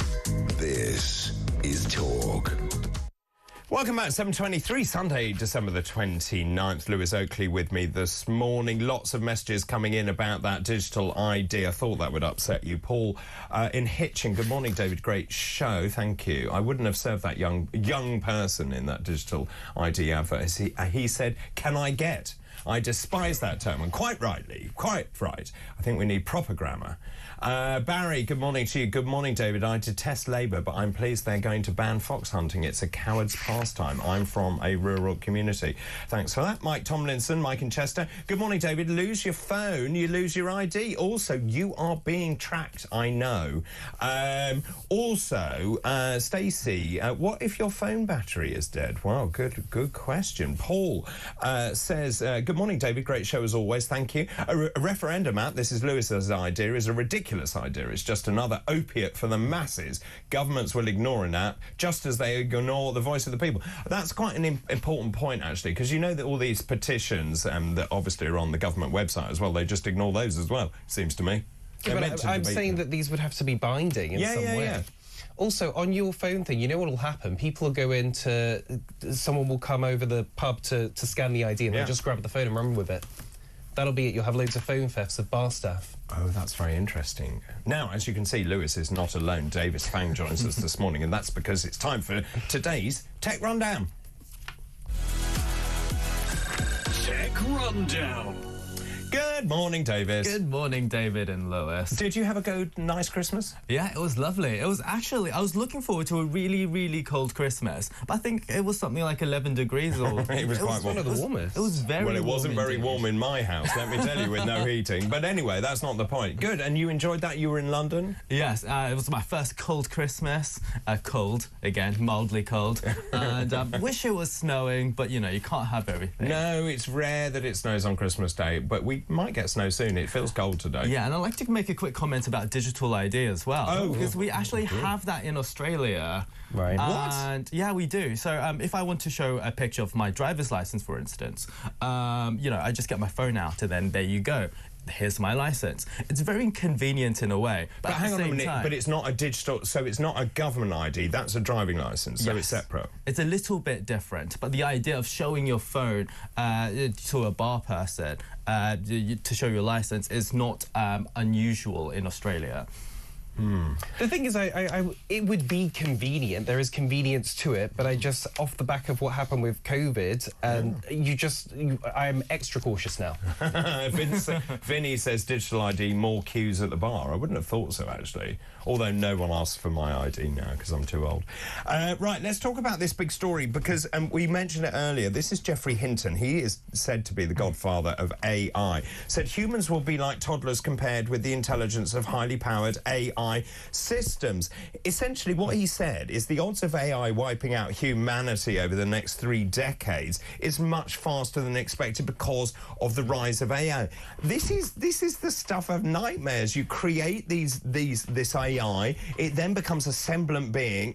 Your fridge decides that's the end of humanity. Yeah, I think to be while it does sound very scary, I do think there's a hint of fear-mongering within that statement. He does know what he's talking about. He clearly does have his credentials. He estimated earlier that it was a 10% chance that AI would take over the world within the next 3 decades or so. And now he's increased it from 10% to between 10 to 20%. So that's a 100% increase on his original prediction. It is quite a significant increase. But the thing is, there are obviously other people talking about artificial intelligence as well. And then we've got people saying that actually the progress of AI is slowing down. We are actually seeing a lot of the models, as they become more developed, becoming sort of like dumber and dumber as such. And so it's a bit, you know, disingenuous for this person to say that. Is it? But he says, you see, we have never had to deal with things more intelligent than ourselves before. Now, if you've created a machine that's constantly learning, which it does, and then there comes a time when it could become more intelligent than a human, because it's learnt. Yeah, I think we can see that, you know, the progress, you know, that 30 years gives you in the world of technology is quite immense. If we think about where technology was 30 years ago, you know, we had our big boxes, you know, desktops, a handheld phone was barely something that, you know, people could scarcely imagine. It's just... I just feel like that it is, you know, a fear-mongering tactic. Well, he says, what's interesting, he said, he reflected on where he thought the development of AI would have reached when he first started work on the technology. He says, I didn't think it would be where we are now. I thought we would be here, but not until some point in the future. So what he's saying is actually development has been much, much faster than even he predicted, and he is the godfather of AI.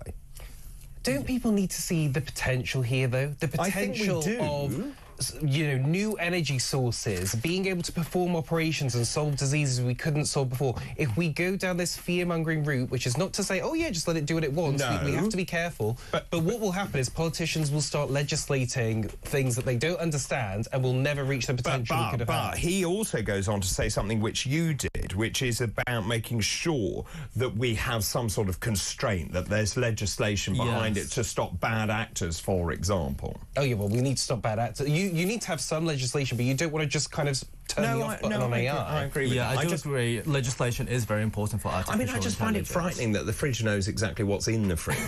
I mean, stuff like that. That's probably the least frightening part of it. But also the cameras in the house and Alexa telling you what to do and all the rest of it. Shouldn't you think it shouldn't could you be have bought uber this? efficient, that your fridge knows what's in there, knows the sell-by date, and says, oh, David, welcome back home. Tonight I'm going to suggest you cook this meal because it'll use up these Or it says to you, David, you've got high-calorie foods in the fridge. I'm not opening the door because you're too fat. That's probably a good idea. Well, I am at the moment, but that's not the point.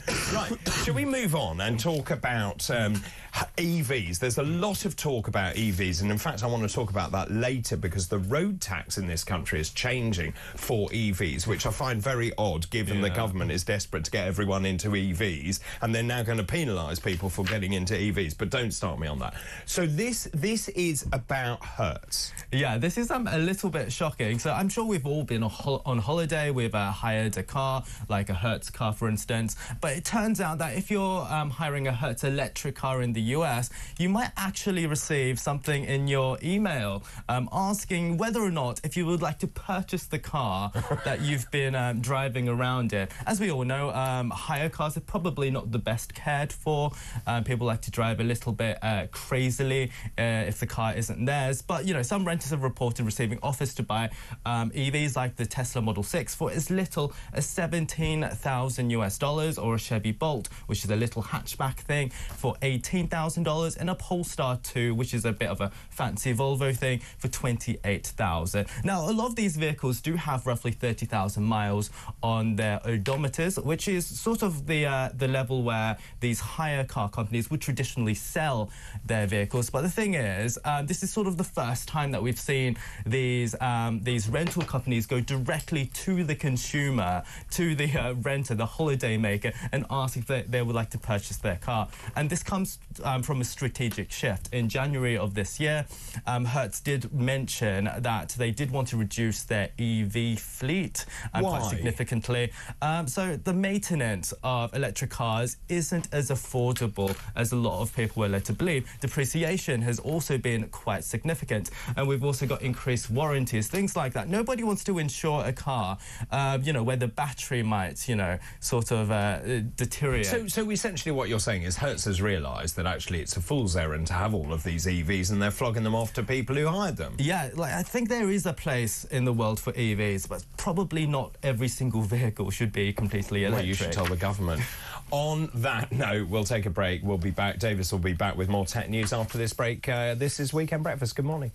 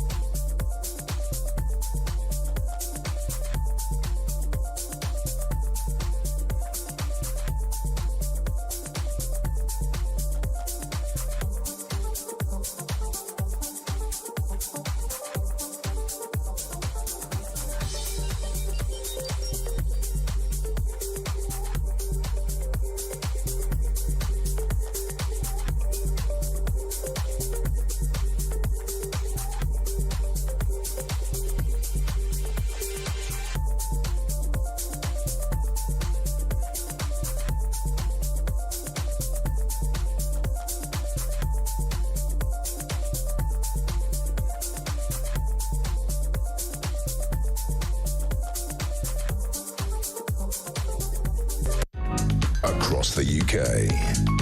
On DAB+, on YouTube, on the app, on your mobile.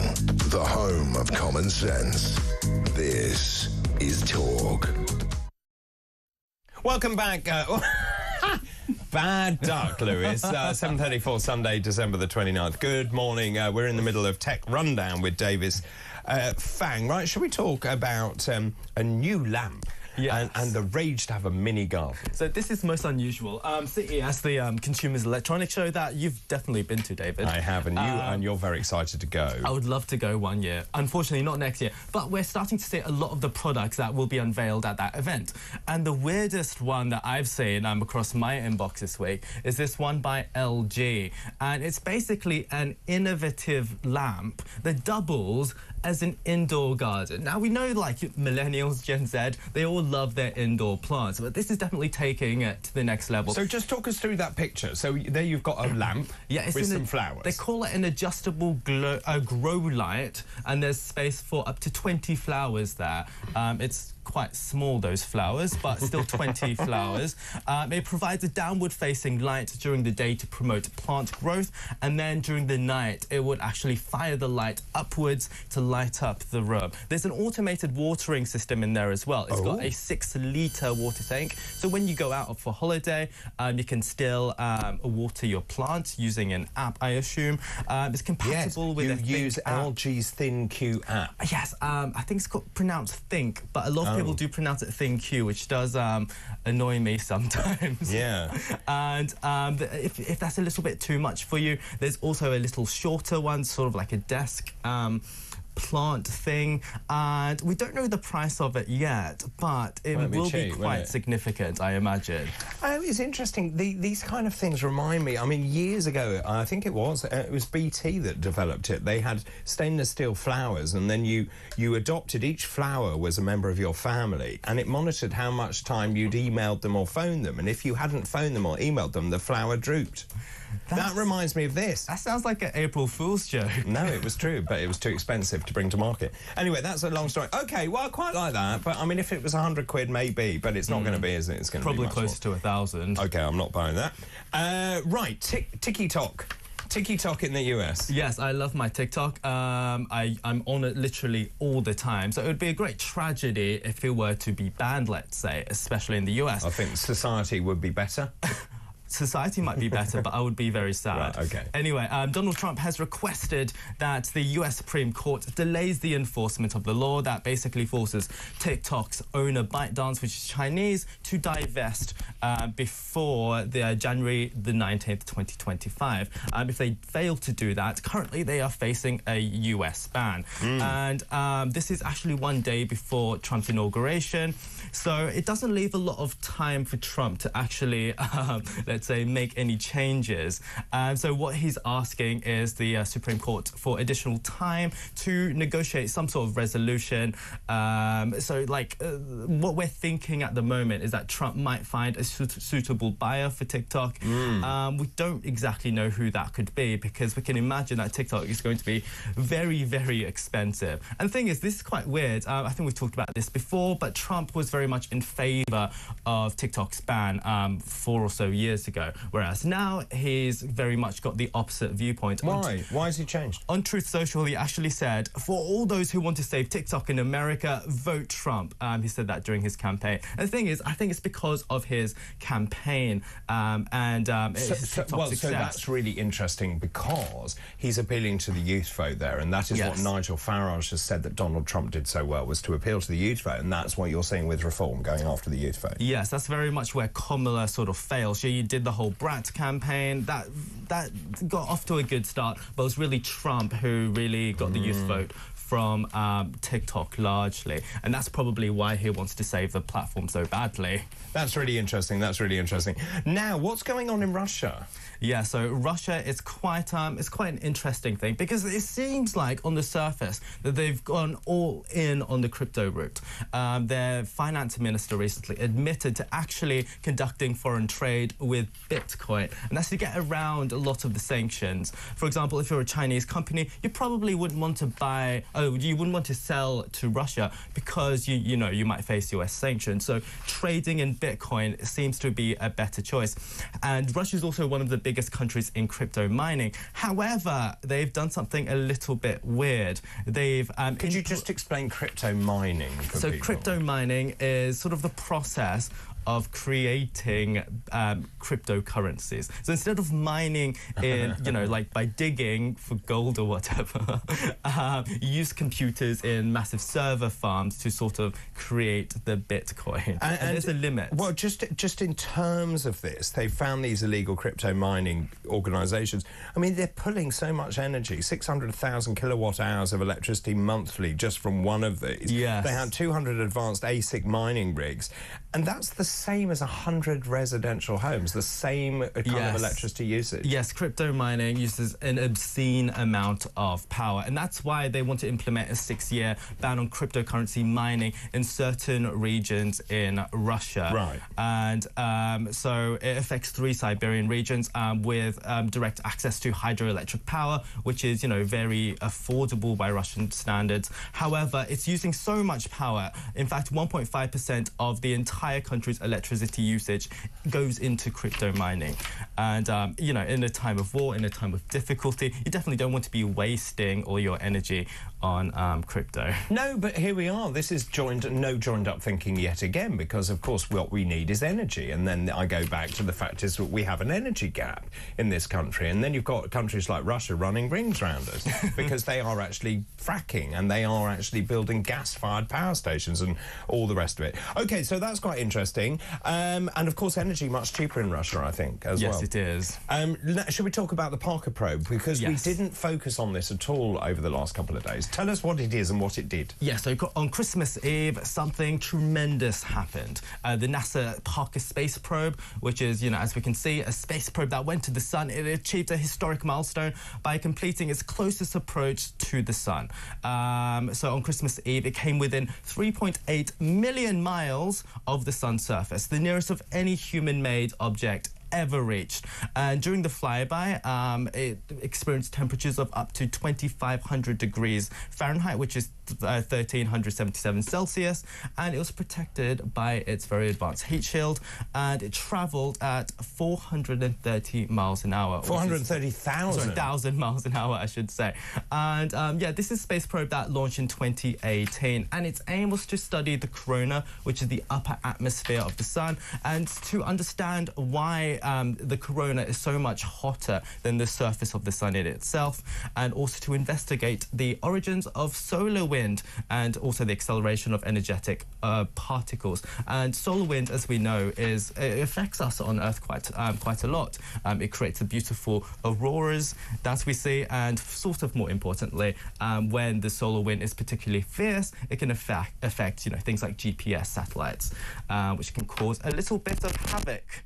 So I'm just wondering, do we guys have our favourite space probes? I can't say I've got a list of space probes at home.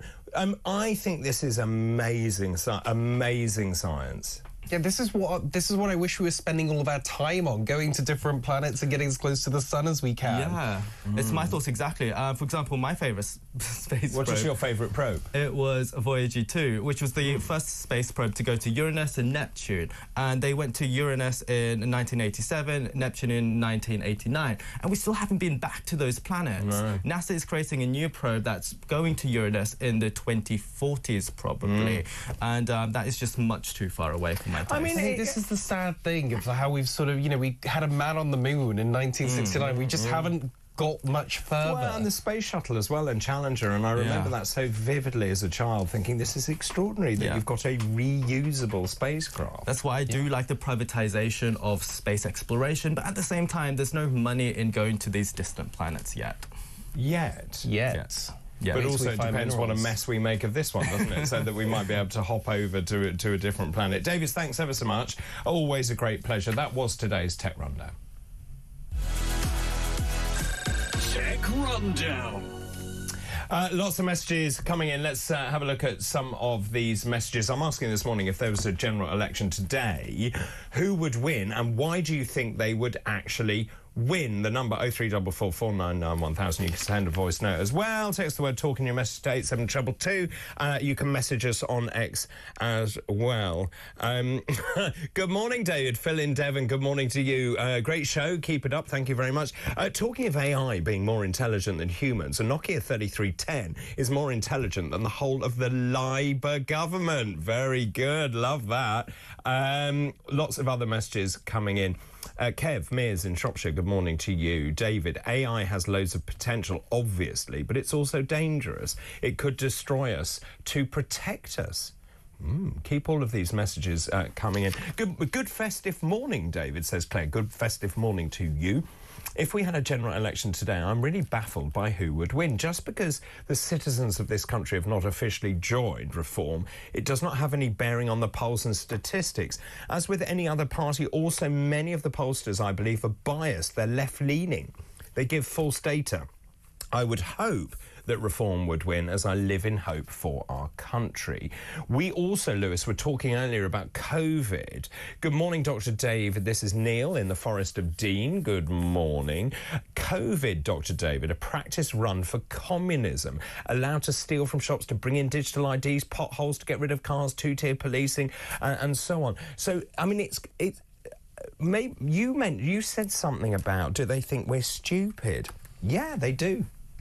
You know, in terms of digital ID. Yeah, I think this is the way they speak and the way that they put their ideas forward. They're not listening to people. We're not being brought along with the process. They're not understanding the realities of everyday people. They're not understanding the worries of everyday people. And because they don't have the vision to see 5 steps ahead of themselves, that's where the worry comes in. Like stuff with, like, you know, net zero or whatever it is, digital ID. It's like, well, what if that goes wrong? What if power doesn't come Davis on? doesn't What care. if this happens? He loves it. He loves a bit of digital ID. He'll be fine. He's been doing a great job promoting AI, so they'll spare him. I like the convenience of digital ID. They'll upload you in the clouds. It depends on how it's implemented. It does. Thank you, chaps, both of you. We'll take a break. After the break, your turn, your calls, thoughts and messages. This is Weekend Breakfast. Good morning.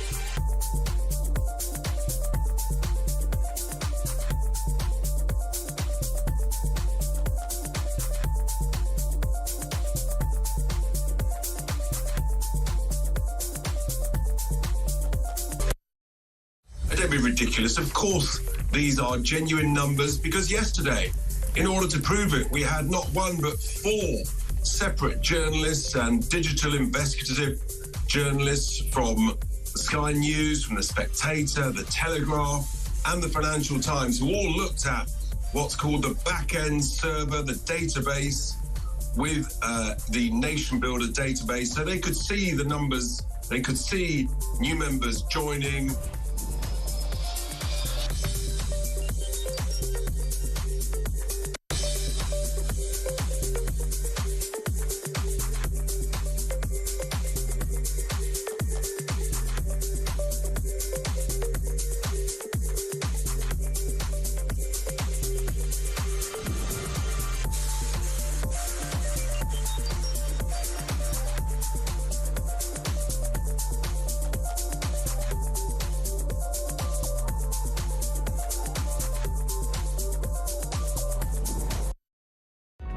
across the UK. On DAB+, on YouTube, on the app, on your mobile. The home of common sense. This is Talk. Good morning, 7:49. Lewis Oakley and I chatting away there about the mega poll, which has basically this morning means that Labour goes down from 411 down to 228. The Tories 222, Reform 72, overtaking the Lib Dems. We were just talking about the Lib Dems. The one thing the Lib Dems are really good at is targeting seats. So they don't spread themselves too thinly around the country, but obviously they target those constituencies. Reform, bear in mind, did extremely well in the last election, coming second in many constituencies. The issue is what is going to happen from here. Lots of you getting in touch. Paul in 5 says, David, why are we giving a knighthood to a man who the vast majority of the British public believe has destroyed London, our once proud capital city? Is this another nod to diversity madness? This is Sadiq Khan. He's done zero good. He is toxic. In fact, there's a petition this morning I happened to see trying to get Sadiq Khan stripped of that knighthood before he's even got it. Digital ID, this is Andrew in Salisbury. Good morning to you. Digital ID is a scam. What happened to CCTV making crime obsolete? Without proper, in capital letters, leadership at the top, digital ID will become another tool to keep the masses online. Who is going to win the election if it was today? Vinny, good morning to you. Vincent. Conservative probably, as Reform has no form. Not sure I completely understand that. Andrew in Warrington, with the ban on smoking and the ban on drinking when it follows, there'll be no need for an ID other than to check you voted Labour or which prison cell you will go to if you didn't vote Labour. Keep all of those messages coming in, please. Also, we'll take a call now. Chris is in London. Good morning. Morning, David. Morning. Morning, Lewis. Morning. I think David, you ought to send Lewis to me for a 6-week boot camp. Go on, tell me why. Get him a spine again. Get him back out there. Yeah, tell him. It's just a bit of merriment. I mean, look, I hope you've had a good Christmas and having a good in-between New Year. A couple of things. Kemi Bader, she shot herself in the foot. She's probably driven more people to join Reform since she opened her mouth than was joining before. Now, also, I don't take much of the polls. I believe in I talk to many people, and I believe that if a general election was held tomorrow, I believe Reform would either come a very close second or even win. And let's put it like this. Nobody has forgiven the Tories. Right? They are not... I'm a Thatcher boy. And I come from a third-generation Tory family where my grandfather, who was repeatedly asked to stand as an MP, didn't because he had 2 greengrocer shops. Yeah. I bowed out of the Tories. They are not what they were. They are not conservative. They are just a mixed bunch of liberal wets. The Labour Party, with 2-tier, free gear, never here, Farmer Harmer, Granny Harmer Starmer, right? He has broken every single pre-election promise. He stood in front of the Farmers Union and told them there'd be no taxation. He said that he wouldn't take away the winter fuel allowance. He did those 2 things as soon as he was in office. He tried to give away a British territory, right, without consulting the people of the Chagos Islands, who actually mostly live in Crawley, believe it or not. Okay.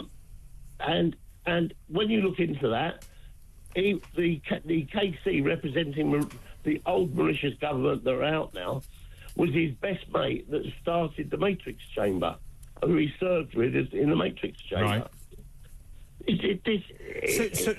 So I understand that what you're saying is that essentially they've pretty much reneged on everything they said they were going to do. They've backtracked. What does that mean? Does that mean there should be a vote of no confidence? Should there be a general election?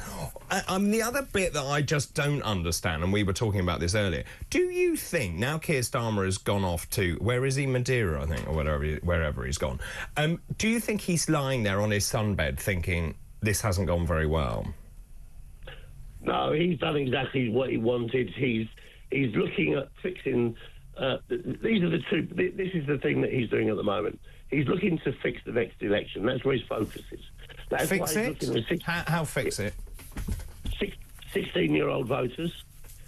He's looking at interfering with the May local elections to stop, and I believe it's to stop reform getting a leg in the local. So this council. is by changing the way that local government is comprised, the unitary authorities, and so on.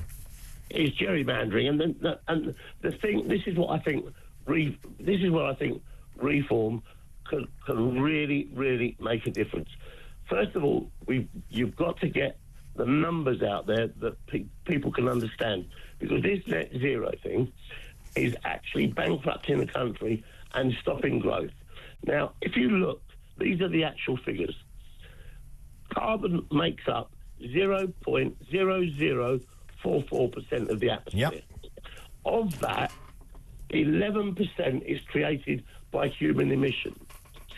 Of that 11%, we are in the UK are responsible for just less than 1%. Correct. Which means mathematically, we are responsible for 0.0000044% of carbon. Yes, but Ed Miliband thinks it's absolutely imperative that we throw money at net zero.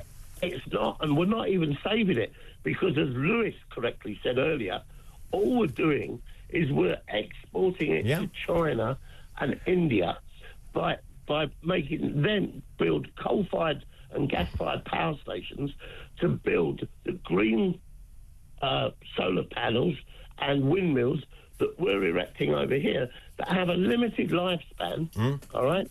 And that in reality, without government subsidy, is the most expensive electricity we have. I mean, there was a great tweet, actually, from Zia Youssef saying, you know, if net zero is so cheap or green energy is so cheap, why are we subsidising it to the extent that we are? Chris, thanks ever so much for your call this morning. I mean, it's true, isn't it, that just the eye-watering amount of money going into net zero, and I go back, and it kind of comes full circle with your referenda.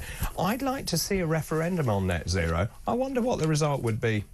Yeah, I agree, and I think, you know, my worry is that we then say, well, we don't want to do anything to help the planet. I think that we can. I agree we can lead the way and we can do smart things and invest in innovative technology.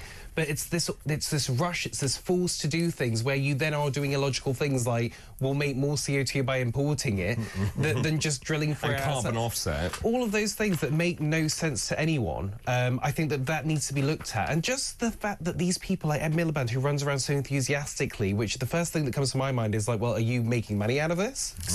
Why are you so happy?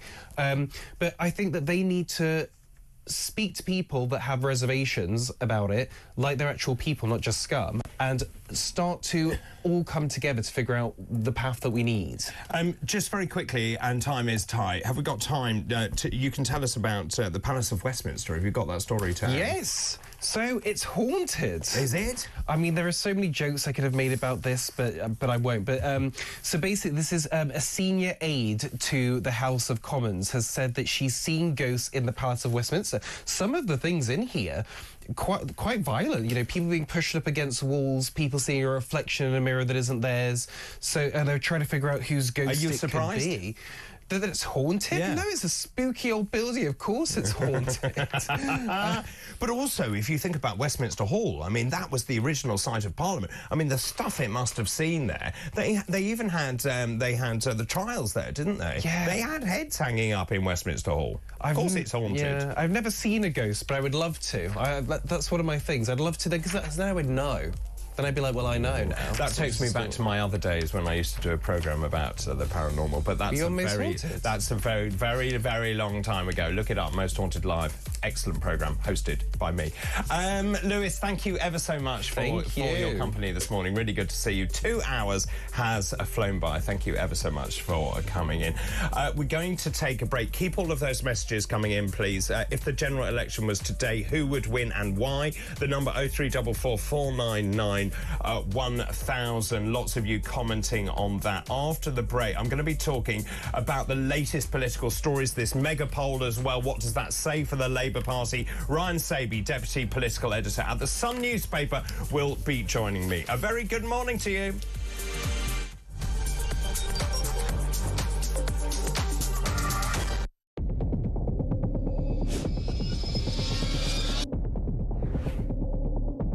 I spoke with His Majesty the King to request the dissolution of Parliament, and we will have a general election on the 4th of July.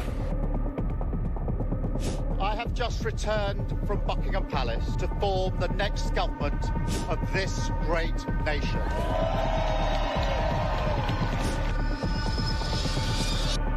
Take a look at what happened.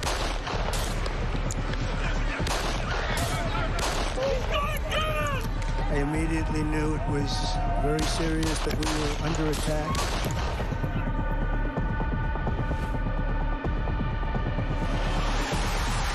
The time has come, and this surely is England's time. Williams, who scores, and Spain lead. A shot from distance is in.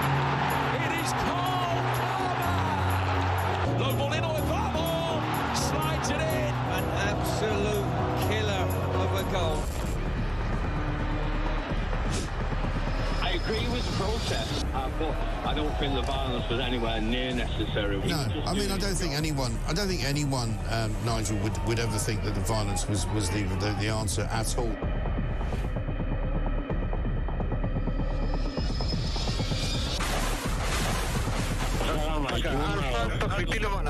אזרחי ישראל, אנחנו במלחמה.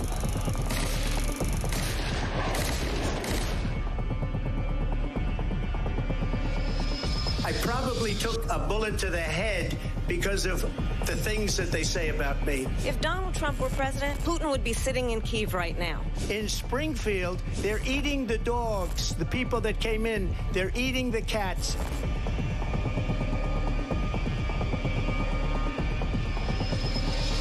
Liberal left couldn't understand that this man could be anything other than the great newsreader, a man of integrity. Is it possible in any way, shape or form that Keir Starmer didn't know about these facts about the suspect in Southport? I find it extraordinary that he wouldn't know. It seems that the public has not been told the truth. No, there's nothing like an American election, I have to say. North Dakota has gone red, South Dakota's red, Texas is red. Many people have told me that God spared my life for a reason. Bloomberg UK reporting Ukraine has made the first long-range missile strike inside of Russia. These are the missiles that Biden has approved for the use. Across the UK, on DAB+, on YouTube, on the app, on your mobile, the home of common sense. This is Talk.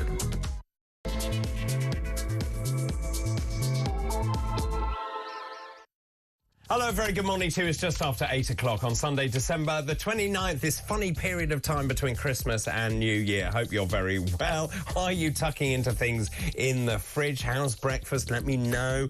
Also, great news this morning. It's International Cello Day today, a day celebrating and commemorating the birth of Pablo Casals. Now, he is actually famous for bringing the Bach cello suites into the spotlight and celebrating the emotive sound of the instrument.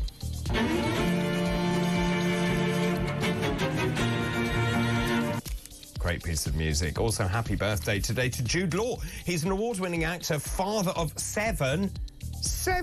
His last one was born last year. I can't believe this, he's only 52 today. Happy birthday. Happy birthday to you. And just 3 sleeps to go. Yes, 3 sleeps to go until New Year. Can't wait. 3 sleeps.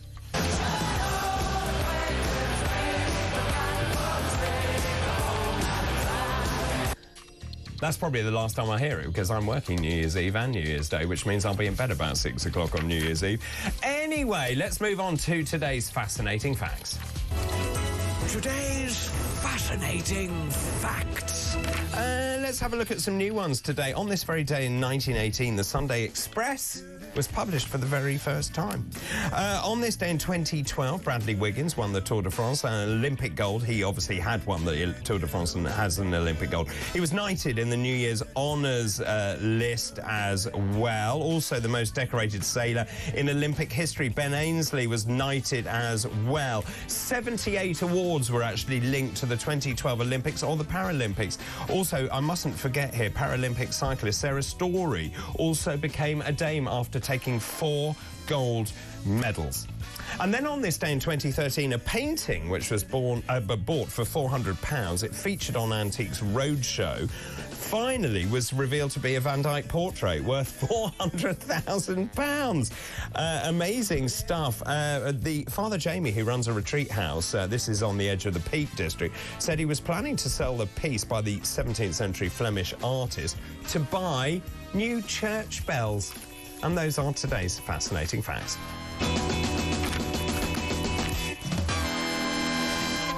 Well, a very good morning to you. Just after 8 o'clock now, Sunday, December the 29th. If you are waking up this morning, the front page of the Sunday Times this morning, middle classes support a VAT on private schools, says Bridget Phillipson. No, they don't. But that's what they are kidding themselves. Apparently, the Education Secretary says middle class parents support her policy of imposing VAT of 20% on private schools. Now, she says she now will take over the mantle as the voice of the pushy middle class parents who've been priced out of sending their children to private school. You price them out, which means they have to take their kids out of independent schools, going into state schools. There aren't the places in the state schools, and so I have no idea what's going to happen to those poor children. I think it's also very bad that it's being done in January. The Sunday Telegraph this morning, families face £8,000 New Year tax raid. Apparently this is obviously a post-budget, and that families are going to be increasingly squeezed. They talk about a middle-class family with one child at a private school hit by £7,730 of taxation next year. There's a tax threshold freeze. They also talk about the VAT on private school fees. They talk about the grocery tax. Also, a family looking to buy a second home would be hit with an extra £5,975 in stamp duty. Bridget Phillipson defended the private school VAT raid, saying that tax breaks for private schools were a luxury our country can't afford. Also, Kemi Badenoch, I talked about this yesterday. She stirred the pot because she jumped in saying that Nigel Farage's numbers for the number of people joining Reform was wrong. It was automated, and it wasn't. It came off the back of Nation Builder. Now, there's a story in the Mail. Kemi's fury at TV chiefs favouring Nigel Farage. She called in the boss of GB News and said, hang on a minute, Nigel Farage is on air far too much. I don't like it. And this is the most chilling bit. She raised the spectre of regulatory action. Your thoughts on that, please. Keep all of your messages coming in, tons of messages coming in. But joining me now is Ryan Saby, who's Deputy Political Editor at The Sun newspaper. Good morning, Ryan. Good morning, David. I mean, just looking at these headlines, it's pretty hideous. I mean, I don't understand where Bridget Phillipson thinks the majority of people favour VAT on private school fees. Let's look at this mega poll, though, because just in terms of this mega poll, Labour currently on 411 seats.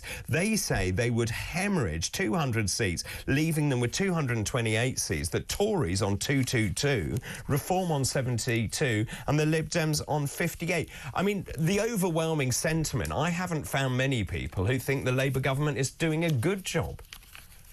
Well, it does seem that way, and a lot of the measures that they brought in has affected a lot of people. But one of the interesting things about this poll, and it does show that Labour losing lots of seats, you normally find this in the period we'd call the midterm blues, maybe 2 or 3 years into a parliament, but this seems to have come around even quicker, and it looks like Labour go down from 400 odd seats to 228, the Conservatives on 222, and Reform really pushing on and coming up with about, I think it was 71 seats. So 72, yeah. There is a real there could well be, when it comes to the next election, a sort of real fragmentation. But I think one thing it does point to is that the policies that the Labour Party brought in, whether it's the winter, getting rid of the universal winter fuel allowance, the national insurance increase for employers, all these things have just created sort of maybe a bit more of a sort of negative outlook, and people don't like a lot of the policies they brought in, and just going back to a policy that Labour talked about just before the Christmas break was the fact that the WASPy women, those women who are in their 60s, will not be getting any compensation over being informed about changes to the pension age and the state pension. So it seems like every single policy they brought in or made a decision on has affected a lot of people, and I think this poll just shows the early stages of their government are making really, really tough decisions early on. But is that the point, or is it naivety? Because you had Angela Rayner campaigning with her mother for the WASPy women. You had Labour in opposition saying they wouldn't impose extra taxes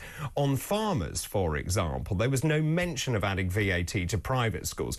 What people are saying this morning is they feel duped. None of this was mentioned in that pre-election manifesto. Yeah, I think one thing they possibly need to be is a little bit more clever when it comes to, injecting a little bit of politics into their decisions. If they know that they've been campaigning wholeheartedly for example, on the WASPy women, they perhaps need to take a sort of more broader, rounded view of things, and they can't keep blaming everything on the £22 billion black hole. They can't keep blaming everything on fixing the foundations. They perhaps really need to realise that if, as a politician, you say something that in particular the WASPy women need a fair deal because they feel like they've been duped. They need to stick to their word. So I think that's where the anger has come in, and particularly when you come to the winter fuel allowance, that decision that was made very, very early on, just a few weeks into them coming to office. There was no even sort of laying the groundwork for that decision. It was just made in that financial statement in the House of Commons, and I think there was no preparation that could have been made. I know a lot of mitigation has been done in terms of getting people to take up pension credit, but I think it was the way that it was done, and it was just seen as a very, very brutal way of acting. There would be some pretty high-profile casualties of this. Angela Rayner, Yvette Cooper, Ed Miliband, Bridget Phillipson, all out. Pat McFadden, Lisa Nandy. There's another story as well. Britons believe 2025 will be worse for the country than 2024. This is by a 2-to-1 majority. And this is obviously going to prey or weigh heavily on Keir Starmer, because he's already had a pretty desperate start to that 6 months. But if people are not optimistic, and it's interesting why people are not optimistic, and they cite two main things. One, the level of immigration, particularly illegal immigration into this country. And Keir Starmer saying he was going to smash the gangs or stop the boats. Well, that's not happened, has it? And secondly, just the pure numbers of people waiting for NHS treatment.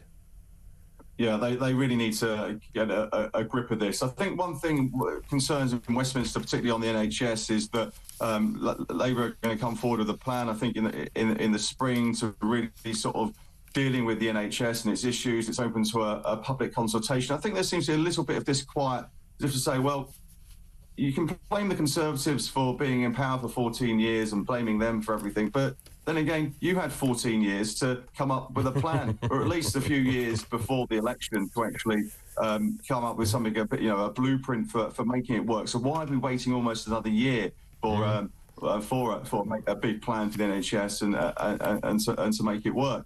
I think on illegal immigration, I think that's going to be a big problem for Keir Starmer. As you say, he talks about smashing the gangs and dealing with the problem upstream. It's really going to take a lot for European partners and Britain to come together to try and deal with this. And the numbers the numbers of people crossing on illegal crossings in the Channel just keep going. It's over 1,000 since Christmas Day, 22,000 since Labour came to power in July, and obviously we passed that 150,000 mark since 2018. So that just needs to get a grip of the situation. But again, it's going to be very, very difficult to solve.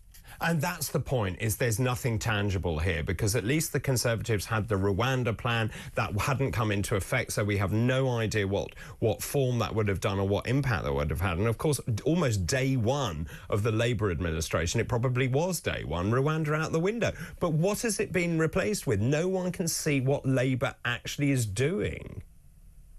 That's the trouble. They were so against that Rwanda policy; it was never going to stick. But I think one thing that Keir Starmer wants to do is deal with Interpol to make sure the National Crime Agency all over this, take out the smuggling gangs who are importing or using those boats, and those boat manufacturers, taking them out of the system so people can't actually get across the channel. But the trouble with this, and I think all politicians will recognise this, that there is no one silver bullet. I think you're going to have to deal with bilateral agreements with other countries to make sure there's a returns agreement. We saw the numbers coming from Albania going down under the Conservative government, mainly because the people from Albania realised if they came here, they would be pretty much sent back in short order. So that's where I feel like the policy probably needs to be developed, and possibly having a bit more to the time, not meetings, but certainly speaking to the French about the £500 million that we gave them, and just making sure there's a bit of a more joined up thinking, making sure, one, that we're getting value for money out of that, and also making sure there are sufficient patrols across the French coast. It just seems, and maybe I'm partisan here, but it seems that Starmer just doesn't have any ideas or optimism to boost growth in this country. He's actually written to the UK's main watchdog saying, can you come up with some ideas for us to boost economic growth? What? You're the government. You should have the ideas. Yeah, I think I know there will be anger about this. It does look like they're searching for ideas. I think Rachel Reeves did speak about this in I think it was the Mansion House speech a few months ago. So I don't know whether this is just going through the motions, but it does seem odd that you are writing to the regulators if that's your only source of growth. But they have got other big ideas when it comes to sort of planning reform, building more houses. When it comes to green policies, they see that as a big way of boosting growth. But we go back to the budget, and those growth figures were pretty poor. You input all the Labour ideas to boost growth, and the OBR, the independent forecaster, said that growth would be less than 2% over the next 5 years, which is pretty poor. So it's going to be tough for the country, and if you don't have that big growth, you don't have the big tax income from the public to pay for public services, so things get harder. Can I just ask you finally, if I may, about Kemi Badenoch? She walked into a massive trap, I think it's fair to say, with Nigel Farage and the counter. She said it's an automated counter. We've been watching it. Well, clearly she hadn't been watching it because it's linked to Nation Builder. We've now had verification of that from various news sources. The front page of the Mail this morning, Kemi's fury at TV chiefs favouring Nigel Farage. Kemi Badenoch also, like Starmer, doesn't seem to know what she's doing. I think the thing with Kemi Badenoch, I think we're very, very early into her leadership. But I think every sort of day or every week where she doesn't come up with a big policy on the key issues of the day, whether it's economy, immigration, or the NHS, that void just gets filled by other people, namely Nigel Farage and reform. So I think she will have to. I think she just wants to set out in the new year the sort of foundations of where her policy is going and the direction of that policy. But I think she probably needs to act a little bit quicker if she wants the public to take her seriously. But one thing that she needs to do is not to get involved in big rows which are totally avoided. If she was going to get involved in the Nigel Farage and the membership row, why does she personally have to do it? She should probably send out the Conservative spokesperson for paper clips just to test the water on it. I mean, it now looks like she may well have to put out an apology if there's legal action from Nigel Farage. So let's just see where that one goes. But it does seem that she needs to step back and think about before she gets involved, and also perhaps in the new year come up with some sort of concrete policies or some sort of foundations of where she wants to take the party, because the Conservatives and their supporters, and particularly their members, will be starting to get more and more impatient by the day.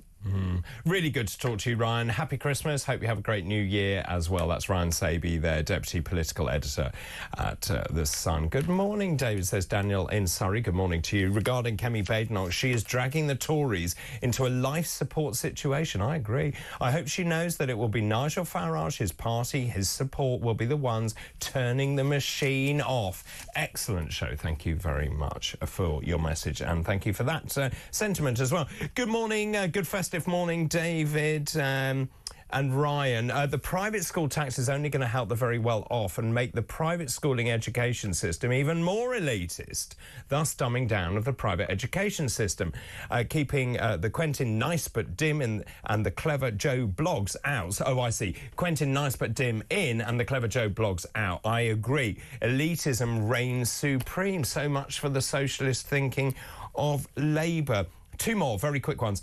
Kate, good morning to you. This is Kate in Cheshire. David, don't underestimate the number of Labour supporters who are more than happy with how this government is operating so far. These include avid Remain voters, train divers, unionists, public sector workers, benefits recipients. They are who are happy with Labour, and they amount to millions. Great show. Happy New Year to you and to all your team. Thank you, and to you as well. And one quick one. Anne in Kent, good morning to you. I've just joined Reform. I've just joined Reform. I would vote for them. Why have I joined? Because I was furious that Kemi said Reform joining numbers were fake. Keep all of those messages coming in after the break. It's our Future Politics panel. Let's see what our panel have to say about all the big stories that are making the news headlines this morning. The time is 8:20. A very good morning to you.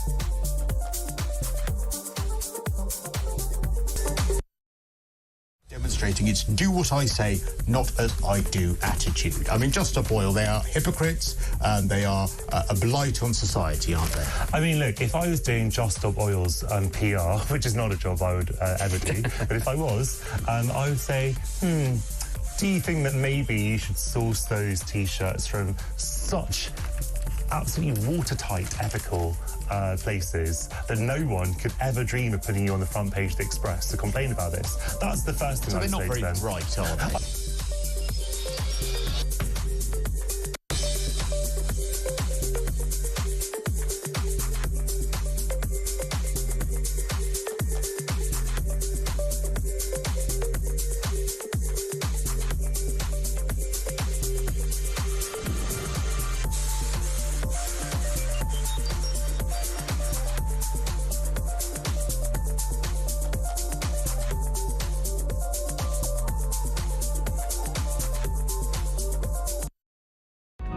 across the UK. On DAB+, on YouTube, on the app, on your mobile. The home of common sense. This is Talk. Welcome back, 8:24 already. It's Sunday, December the 29th. Lots of messages coming in. Lots of you actually mentioning immigration here. The fact that immigration is so important and yet the Labour government doesn't seem to have got its sort of control of that. Well, it definitely hasn't got control of that. It hasn't got a handle on this. Lee, good morning to you. Labour makes Conservatives look vaguely right-wing. It's interesting, isn't it? David, Ryan Saby talking about the success of sending back the Albanians. Really? How do we know these young men who cross the channel and throw their passports away are not Albanians? We don't. That's Mark in Southampton. Keep all of these messages coming in, please. I'm asking this morning, if the general election was held today, and this is based on this mega poll, so Labour would drop from 411 seats down to 228. Whoa, losing 87 to the Tories, 67 to Reform UK, and 26 to the SNP. Tories would be on 222, Reform on 72. Essentially, that makes it a hung parliament. So if the general election was held today, who would win? How would you vote? And who would win and why? The number 0344 499 1000. Those calls charged at the national rate. You can text the word talk in your message to 87222. You can also follow us, message us on X. You can send a voice note as well. You can send anything, send a message. But I'm very keen to hear from you this morning. Right, it's time for the Future Politics panel. The Future Politics panel. Well, I'm delighted to say joining me this morning, Fariza Balgin-Bavea, which I think I got better today, journalist, and Salapi Elastes, who's journalist and podcaster. Good morning. Good morning. How did I do on both? Great. Yeah, good. Yeah, sorry. I'm still working on. Right, tons to talk about in the papers this morning. I will just start with the front pages for those people just waking up. I mean, well, I'll tell you the headline first. Middle classes support VAT on private schools. This is Bridget Phillipson saying, oh, yes, everyone absolutely thrilled. I cannot imagine middle-class people who are taking their kids out of school because they cannot afford a private school, rubbing their hands over their toast, thinking, oh, goody, I have to pay VAT. I think what the Labour government is trying to do is kind of, wealth redistribution in a way. I think if you tax private schools more, it might potentially level the playing field when it comes to state schools and actually try to encourage private schools to potentially lower their fees. Because if they keep taxing, it might, in the long run, they might have to lower their fees so that people But they're not, are they? The fees are going up because the schools can't absorb it. Right now, but I think in the long run that could happen. Do you? I think so. Surely it's just going to go to overseas kids who got tons of money. Well, that is, we get to find out, I think. Maybe actually not, because if you keep taxing, maybe they're not going to come here anymore. Sholope, I've remembered that's how I do it, isn't it? Your thoughts on this, because it seems very odd. You've got essentially Bridget Phillipson saying people welcome the VAT rise, and I'm going to be representative of the pushy parent. I kind of get what she says by driving up standards in the state sector. But if you've got 500,000 kids who are saving the country £4.5 billion, and this nets in £1.5 billion, all these kids who are leaving private schools because they cannot afford it, where are they going? Yeah, the whole point is that they're going to go into, the public sector. They're going to go into state schools. I just feel like it's actually quite frustrating, because to say that you're doing this on the behalf of the middle class, I'm not sure if that's necessarily the case, because I know that, yes, there will be people who are affected by this, and basically from what she's saying, that people are already being driven out of the private sector. Yeah. But, are they being driven out of the private sector? Yes, but are they being driven out by you, Labour, basically? So, I think the thing is, you have to look, 10,000 fewer people joining those schools. That was a decision made by the parents. We've had 3 schools shutting, Alton in Hampshire, down in Prep in Norfolk, Carter School in Oxfordshire. They believe, so according to estimates, 40,000 children are going to leave private schools and go into the state system. We also know, based on my location, there aren't any schools. So where do they go? Well, the state is going to have to pay for tutors, isn't it, if you can't get kids into private schools? So this is ideology over anything. Yeah, I agree. I do believe it's an ideological thing. And again, for her to say that she's, doing this on the behalf of the middle class. Well, what about the middle class who could have just about afforded it, but now because of what Labour's done, they're priced out essentially. So I feel like, essentially this is Labour's doing. If it is the case that people are saying, you know what, you need to tax and you need to put that money in state schools. Yes, of course, because now more children are in state schools. So. Yes, exactly right. Let's just talk about this. The Sunday Telegraph, just very quickly, the front page says families face £8,000 New Year tax rate. What's far more interesting is the mega poll, and this is the mega poll which I talked about earlier, basically saying Labour would lose their 411 seats would be reduced to a rump of 228, Tories on 222, Reform on 72, Lib Dems on 58. It would mean that we would have a hung Parliament. Your thoughts on that? This is it. This, as Ryan Saby was just saying, this is not what you would normally see at the beginning of a government. This is mid-term blues. Yeah. So something is going horribly wrong. 100%. I think what's going wrong with the Labour government is they talk a big game. Technically, their ideologies are great, but when it comes to the execution of them, that's when they keep failing over and over again. And I think that they're just so unpopular right now, and people don't believe in the institution, don't believe in the Labour government because they keep breaking their promises.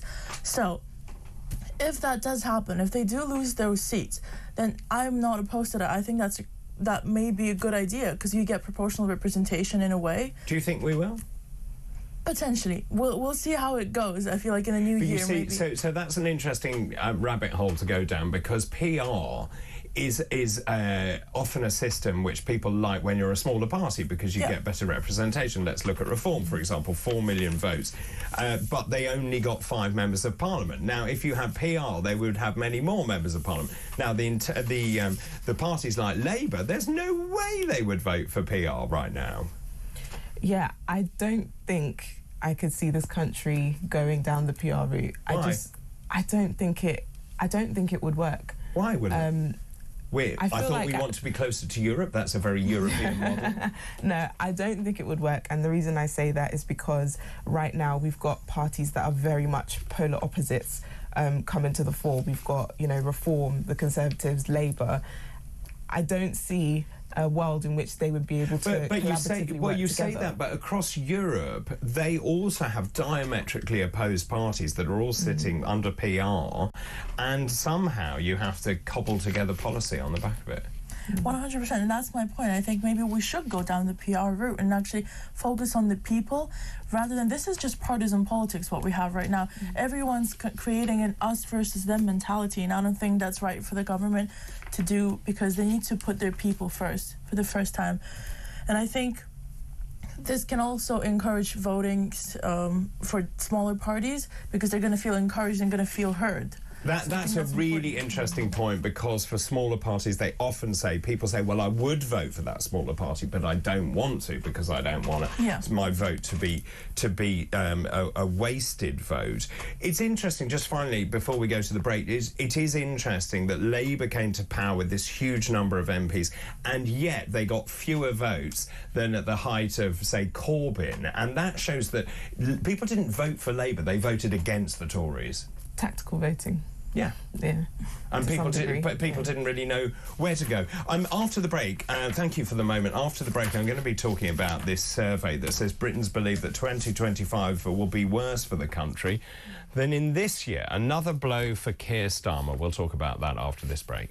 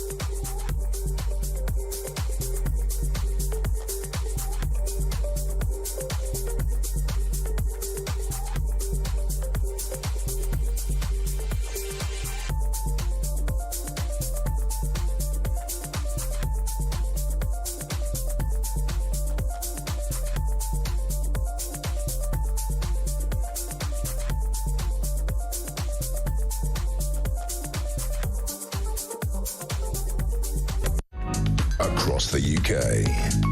On DAB+, on YouTube, on the app, on your mobile. The home of common sense. This is Talk. We're in the middle of Future Politics panel with Fariza Balgin-Bavea and also Sholape Alastis. I got there in the end. Let's just talk about this big story in the Telegraph. Britons believe 2025 will be worse for the country than 2024. A 2-to-1 majority in a blow to Keir Starmer's hopes of lifting the nation's mood. Now, there are two major things here, I think, that are going on. One is immigration. Two is the state of the NHS. What do you think? Keir Starmer, by the way, has gone on holiday, and there was a lot of talk whether he would actually go. But he's probably having a pina colada, lying on the beach. What's going through his head? Should do better?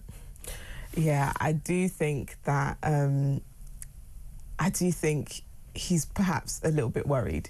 But then again, with Keir Starmer, I do feel as though, to some degree, there is a little bit of delusion about where he is and where the party is. What do you mean? I think he feels as though it's salvageable when they're doing the best thing for the country, kind of like a parent who says, I know what's good for you. But ultimately, people are waiting to punish him and the party, and if they get the chance, which is why we're seeing this poll which says, you know, that if there was a general election tomorrow, that Reform would be the third largest party. I do feel as though there is a level of delusion. And if you were there on the same beach, having a pina colada next to him, what would you say to him? I'd say that he needs to really, really reconsider some of the taxes that are going to go ahead in this new year. I think people are really, really frustrated, and like I've always said with Labour, it is tax and spend. We've always known that. We shouldn't really be surprised by this, but I'd really urge him to reconsider because people are struggling. Yeah, that's a great point. We know Labour is a party of tax and spend, and yet somehow delusionally we forgot. We forgot. But I think that the Labour government, Keir Starmer, what I really wish that he's doing right now is spending his New Year's Eve trying to write out New Year resolutions to actually improve the country and focus on the people. Because in general, like, going back to his speech to repair the damage and, you know, create new rules for the government, for the country, I feel like he needs to start focusing on that and what the Labour government should be about. But it's not. What we have right now in our hands is hypocrisy, cronyism, lies, just all... I don't know what needs to be done, but something has to change. But you're right. So people, this whole thing about we were left a mess by the Tory government, no one cares. The thing is, it's now what are you going to do driving this forward? Talking of what are you going to do, Kemi Badenoch, what are you going to do? This is the headline this morning. Kemi's fury at TV chiefs favouring Nigel Farage. So this is I mean, I don't know why she got involved with Nigel Farage and this counter. That was a strategic error for a start. Then she says it's fake, which it wasn't. Now she's calling in Farage to say you're on telly too much. Again, what is she doing? Petty partisan politics, that's what she's doing. I mean, this is high school. This is pointing fingers and just, like, splitting the people up, and I don't think it's not fair. It's not, you got too much telly time. And that's not the right thing to do right now. What they're basically doing is splitting the right vote and turning people us versus them yet again. And that's not the right move for the government, not the right move for the future. And I think this is very much short-term focused. This is kind of just they prioritizing winning votes than actually talking about policies and putting their people first. So this is also her spreading misinformation, saying that they've been lying. Reform is a new party, and they have, like Richard Tice said on his recent interview, that they have different sources that confirm that these numbers were not fake. So this is just high school. In terms of that, I mean, I don't think it was set up as a trap, but it was a mistake to wade in unless you know where that data is coming from. And what she said was it's automated. She said, I've been watching it overnight. And it wasn't. It came from Nation Builder. It comes from an electoral tool which is verified, and everyone knows who's in politics knows what that is. I mean, she on paper, she should be doing a lot better than she currently is. I actually heard somebody say that to be in opposition, it's hard to stay in the headlines, it's hard to stay the focus, and she's managed to do that. But in very unfortunate circumstances, because it's not necessarily all she's done is focus attention back onto reform. Well, yes, yeah, exactly, to be fair, because basically it's all about them and their numbers. I do feel as though she can be a little bit brash sometimes in the things she says, and she doesn't think them through, even though on Twitter recently she said that she doesn't make mistakes when she talks, but we know that this is clearly a mistake. And what did you think of that? She said in an interview, "I don't make mistakes." My jaw dropped open. I think it's very self-righteous, and everybody makes mistakes, and I think she'd be more respected if she was like, you know what, I made a mistake. But that's never going to happen, because I feel with Kemi, she would see that as a personal defeat and a public defeat, and that's not something she's willing to take on, especially now that she's leader of the opposition. Now, one of the other things I was talking about, you know, this drive to net zero, we've got Ed Miliband, we don't even know how much it's going to cost. It's costing so much. In fact, the cost is so incalculable that we can't put a figure on it. One of the other things that I noticed yesterday is that registered keepers of we're all being pushed to electric vehicles. If you have an electric vehicle, at the moment, the vehicle tax is band A, which is 0, to make people move into electric cars. But essentially what they're going to do is they're changing the electric 0 on low emission cars, so that if you're registered after the 1st of April, you're going to start paying £10. The second tax payment will be £195. On top of that, expensive electric cars, which, by the way, electric cars do tend to be more expensive. If they're over £40,000, they will get this standard rate of £195, then the expensive car supplement as well. Is that joined up thinking if we're pushing people into electric cars? No, this is just, I don't know what they're doing. I don't know. It's just, it actually confuses me and baffles me, because they just keep on taxing people, keep on putting like these numbers. Where are they getting these numbers from? This is just going to push the people away, further and further away from... If they ever want to go back into power, this is not the way to do it, Ms. Dahmer. But it's so interesting, isn't it? Because you see people who are maybe bordering on, oh, maybe I'll get an electric vehicle, or look, with some discounts because I don't have to pay as much vehicle tax. Then they're now saying, well, forget that. What's the point? Because we're going to pay the money anyway. Yeah. I don't know. I feel as though it was almost inevitable, though, because I don't think it was sustainable to keep people on £0 of tax a year. It was never going to work. They were going to lose so much money. I guess it was a good incentive to start with, but perhaps what they should have done is put a time limit on it to encourage people to do it before doing this, so that people would say, you know what, let's get it now so that we can get our year off tax, rather than just getting rid of it now. I would agree. Let's talk about AI. There's another great story here. This is Geoffrey Hinton. He's a British-Canadian computer scientist. He's called the godfather of artificial intelligence, and he has shortened the odds. We were talking about this earlier with Davis Fang. He's shortened the odds of AI wiping out humanity over the next 3 decades. He says the pace of change of technology is much faster than expected. This is such a striking line. Because the way AI is developing, and so quickly, humans will be like toddlers compared with the intelligence of highly powered AI systems. How worried are you?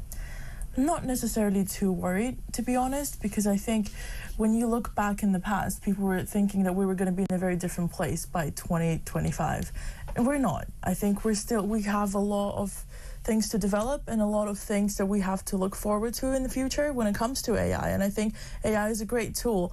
But I honestly don't think that humans are going to be like toddlers in the next 30 years. That's a bit too much. So you're telling Geoffrey Hinton, who is the godfather of AI, that you know more about AI than he does? No, I'm not a scientist, and I'm going to be a scientist, but I just think that it might be a bit of a overreach to say 30 years. 30 years is not that big a time. No, it isn't. No, just in terms of that, I mean, in my lifetime, I've seen technology evolve, explode. So the idea that you've now got machines, and we invite all these machines into our house, the fridge that monitors what's in there. You know, I said earlier, if it thinks you're a bit podgy, it keeps the fridge door shut and stops you eating the pie. I mean, it's not that big a leap of sort of imagination. Are you worried about where it's going? I'm not, and the reason I say that is 30 years... I guess as you get older, time frames, 30 years is not a long time. No, it really isn't, let me tell you. And to say that, you know, it will eradicate humanity and things like that, I think that's just it's a bit too far of a stretch. But I do feel as though it is making our lives more efficient. we're being more productive. And actually, even though I know people are saying, oh, it makes you lazy, but actually you have to use your brain in order to put the prompt into the AI to get what you want out of it. And, you know, so I do think that it's great, but is it going to, like, completely change our lives in 30 years' time for the worst? I don't think so. Okay. I think when it comes to AI, obviously you have the positives, but the negatives are that it does kind of run people out of their jobs, unfortunately, especially when you have in Hollywood people losing their jobs because AI is writing scripts. And that is really bad. Also, journalism, a lot of these things, people are losing their jobs because of AI. Maybe if you look at it at that angle, that can overpower and, like, take more of the workforce and whatnot, that is a threat. But I don't think that we're actually going to be toddlers in 30 years.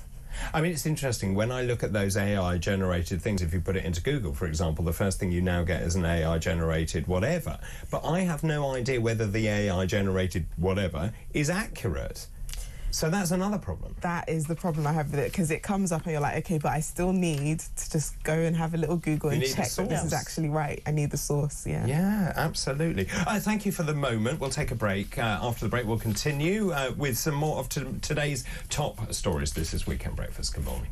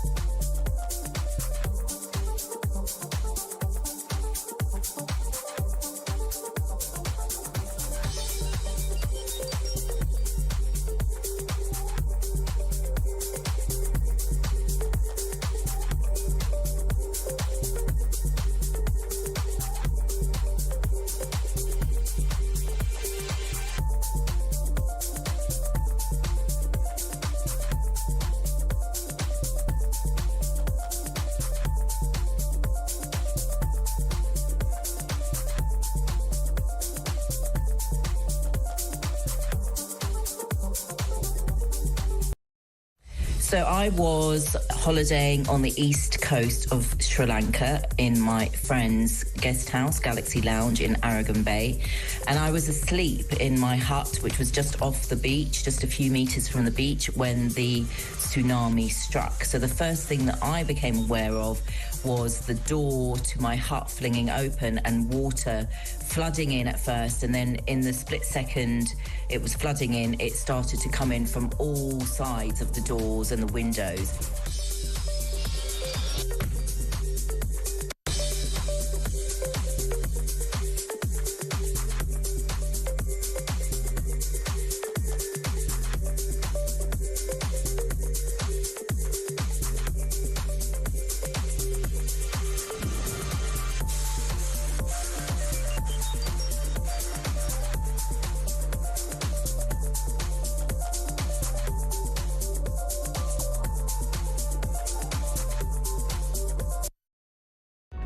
Across the UK, on DAB+, on YouTube, on the app, on your mobile, the home of common sense.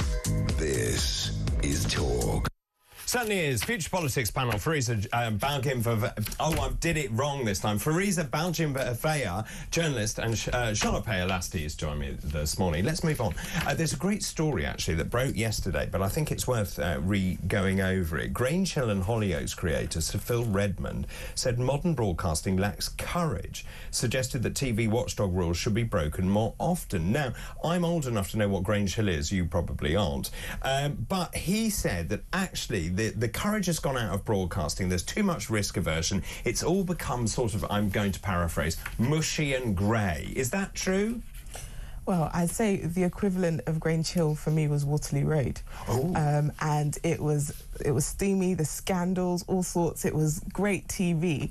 But I do feel now it wouldn't be allowed. And I do think we have lost some courage. Obviously, I'm a broadcaster myself, so I do believe you should follow the rules.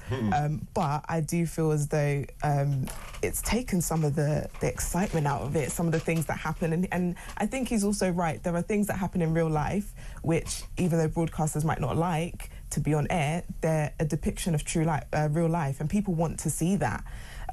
So yeah, I do think we have, I mean, there's so many shows we watch that I feel like now they just would not make it on air. I think that's absolutely right. Lord Grade also said there's absolutely no harm in upsetting Ofcom. I agree. I think there are tons of shows you couldn't... I mean, there are loads of shows that I loved watching when I was growing up, but also the whole remit of Channel 4 was to push boundaries. And if you think about where we've come from, even things like The Word, which you're too young to know what that is, but again, pushing boundaries. Would you agree, though, just in terms of that the courage has gone out of broadcasting? We're so pandering to all these kind of, dare I use the word, woke ideologies that the programming and I suppose the storytelling just isn't there. 100%, I agree. I think the whole concept of cancel culture and this wokeness is just, it's terrible. I think when it comes to, of course, you have to be mindful of what you say on air, especially when it's different groups of people are affected by what you say, but also why take the edge of like entertainment? You know, people need to know how to take a joke. People know how to understand. Do you think it's changing, though? Because I get the sense that actually young people are less offended than the people who are slightly older than them, if that makes sense. I actually agree with you, because right now on TikTok, on social media, people are like, okay, bring this back, let's go back to this, let's go back to that. And so I think old things are coming back into fashion, into the trends right now, because when you get all these remakes of old movies and cartoons in the woke way that they're having right now, and people are dissatisfied, people are upset, people are tired. So I think we need to go back to what TV was all about, entertainment. People need to learn how to take a joke. Should people learn how to take a joke? I think so. I really do. I feel like there are some things, or I guess in the freedom of it, people can make really bad faux pas, and they can do things which, you know, in hindsight they may not have put out there. Yeah. But I think on the whole, there should be a freedom that people are allowed to do that. And if you don't like it, don't watch it. Well, I think that's right. And I also think it's about the sentiment. We often joke here, the fact is that I have a very different sense of humour because I was brought up than the young people next door, because I was brought up in a very different generation where you could get away with a lot more. I'll move on at that point. Just very quickly, you both like a bit of alcohol occasionally, in moderation, obviously. Yeah. Well, apparently younger drinkers are fueling a new craze for alcohol. Apparently they're going for boxed alcohol. These are sales of boxes, pouches and kegs. Sainsbury's has reported a 500% rise in sales of its 1.5 litre salted caramel espresso martini cocktail bag in a box. 25 to 34-year-olds driving the craze, half preferring ready-to-drink cocktails over mixing their own, with 30% across all age groups. Are you a mixer your own, or are you a boxed cocktail girl? I like to make my own. I have my pink shakers. I do my own cocktails. But I think this all comes down to the problem of young people now are a little bit lazier than we were before, and not even a little bit, I think, maybe much more lazier. And I think it also comes down to the fact that they would much rather buy a boxed cocktail and have it ready to go and just actually maybe rather spend your time with your friends instead of just spending. Also, economically, that's more efficient and it's cheaper to get a pre-made cocktail rather than like 6 different liquors to make one. Yeah. Well, no, but the liquor stays there forever. Liquor, we're not American. The alcohol, I mean, part of the joy for me is I have a drinks table, quite a big table, with lots and lots of bottles on it. Half of them are obscure, and then you think, oh, I've got this. I don't think it's the same if I got it in a pouch. I'm actually the opposite. I like the pouch.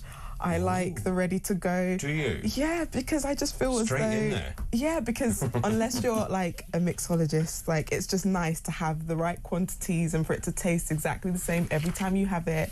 And again, the economic part of it as well. Instead of having to buy a whole bottle, you've just got the drink ready to go. I'm a pre-made girl. Oh, you're a pre-made girl. I mean, yeah, I find that absolutely fascinating. Do you know how to make a cocktail, though? No. See, you've lost the skill. I don't have the skill, but then do we need it? Efficiency. Yes, we do. And let me tell you, finally, no one makes a martini like I do. Thank you very much indeed to both of you, to Fariza and Sholope. Thank you ever so much. That was today's Future Politics panel. The Future Politics panel. Lots of messages coming in. Good morning to you, Claire. Good festive morning, David. As far as AI is concerned, I think it's the greatest threat to humanity. We all have different views, politically, socially, historically. So at our present time, our universities are woke indoctrinated, so whoever programs our AI would hold our population to be controlled by indoctrination. It's already happening. It's even more so. So a warning about AI from Claire. Paul, good morning to you in Harrogate. Good morning. Great show, David. Thank you very much. I don't agree with your panellists that they think AI in the future will be evolving very quickly. It will just be a slow evolution of what we have today. No, he goes on to say AI, like all technology, proceeds exponentially. So it will double in power every 18 months or so. In a handful of years, it will be very intelligent. In 30 years, it will be unbelievably powerful. I agree with that. Sean, good morning, David. Public opinion is that the Conservative Party is a shadow of its former self. Labour must realise that when they're out of power, they will not return to power for many years. Also, Labour stating that middle classes are happy due to the school tax. Aren't we supposed to be moving away from a class system? Great point. Finally, we have to sort out immigration. These are young men crossing several safe countries and then dumping their documents in the Channel. They are coming to the UK for one thing: to be housed, to be given a phone and money. These are illegal people. They have to be returned to France. In addition, they're causing a secular nation that is destroying British culture. They do not want to integrate. That is Sean in Warwickshire. I have to say, having been on the campaign trail and in various towns across this country, I'm very struck by the levels of people who don't speak English as a primary language congregating together, no integration at all in our town centres. And I've seen that with my own eyes. Let's take a quick call. Francis in Wiltshire, good morning. Good morning to you. Morning. I must have turned off my telly. I wanted to sort of catch up because the story that's not really being talked about enough is net zero. Yep.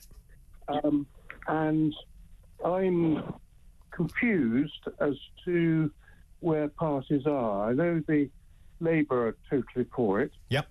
I know Conservatives are they're for it. Split on the subject. Yeah, it's policy though, yeah. Basically. Yep. And I'm not really very sure where reform are. Scrap it. Because I'm a fundamentalist. OK, well, so reform's policy is was to have a referendum on net zero, but essentially it's to scrap it. Right, but for why? I could bore you senseless. The costs are exponential. Essentially, what reform is saying, you want cheap energy to ensure that people can live and to be able to heat their homes, that fracking is a good thing. We need an energy mix. I could go on. I'm afraid my time is out. Francis, thank you for your call. We'll have a conversation about reform policy another time. Lots more still to come on the programme after the break. We're going to be talking about where to go in 2025. You want to get away? Let's go somewhere hot, shall we?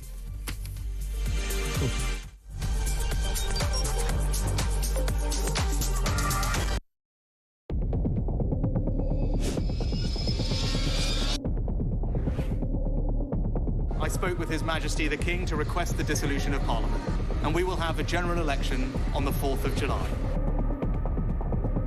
I have just returned from Buckingham Palace to form the next government of this great nation.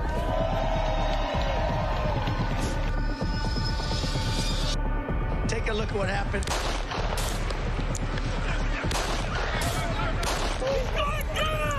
I immediately knew it was very serious, that we were under attack.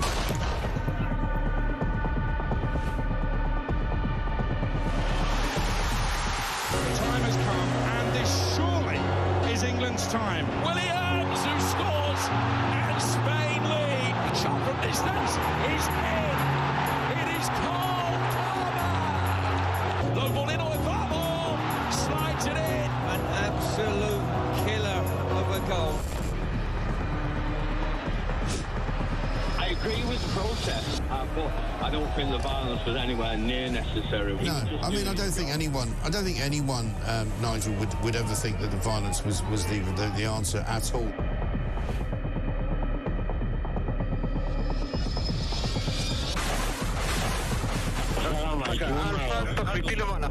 אזרחי ישראל, אנחנו במלחמה.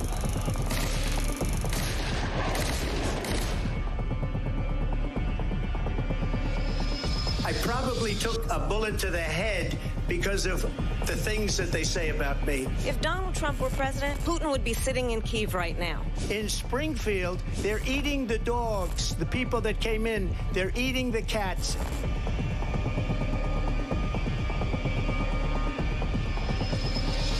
Liberal left couldn't understand that this man could be anything other than the great newsreader, a man of integrity. Is it possible in any way, shape or form that Keir Starmer didn't know about these facts about the suspect in Southport? I find it extraordinary that he wouldn't know. It seems that the public is not being told the truth. No, there's nothing like an American election, I have to say. North Dakota has gone red, South Dakota's red, Texas is red. Many people have told me that God spared my life for a reason.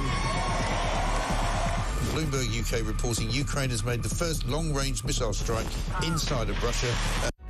Across the UK, on DAB+, on YouTube, on the app, on your mobile, the home of common sense. This is Talk.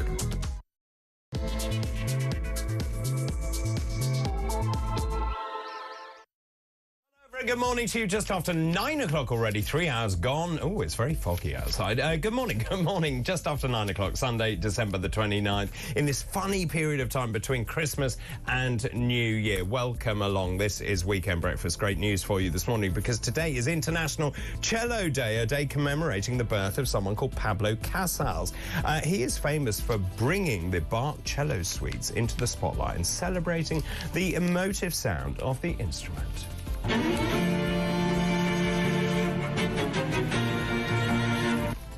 Amazing piece of music. Also, happy birthday to Jude Law. He's an award-winning actor, father of 7. His last child was born last year. He's a very sprightly 52 today. Happy birthday. Happy birthday to you. And also just 3 sleeps to go until New Year's. So, do you know where you're going? Do you know what you're wearing? Have you got babysitters in? What's going on? How are you celebrating New Year? Right, let's move on to today's fascinating facts. Today's fascinating facts. Right, today's fascinating facts. On this day in 1675, Parliament ordered the closing of all coffee houses on the basis they were centres of malicious gossip about the government. On this day in 1766, Charles Mackintosh, the Scottish chemist and inventor of waterproof clothing, i.e. the Macintosh, or the Mac, was born in Glasgow. For his various chemical discoveries, he was elected a Fellow of the Royal Society in 1823. On this day in 1918, the Sunday Express was published for the first time, and I'll do one more. On this day in 1928, the birth of Amazing actor, actually. In Oldham, Bernard Cribbins, OBE, he had a career spanning over half a century. He came to prominence in the 1960s. He was also the narrator of Jack and Ori, if you're old enough to remember that. Also, he was the narrator of The Wombles. Remember Madame Chalet, A Great Uncle Bulgaria, Tobermory and all the rest of it. And was also in Doctor Who. So Bernard Cribbins was born on this very day, and those are today's fascinating facts.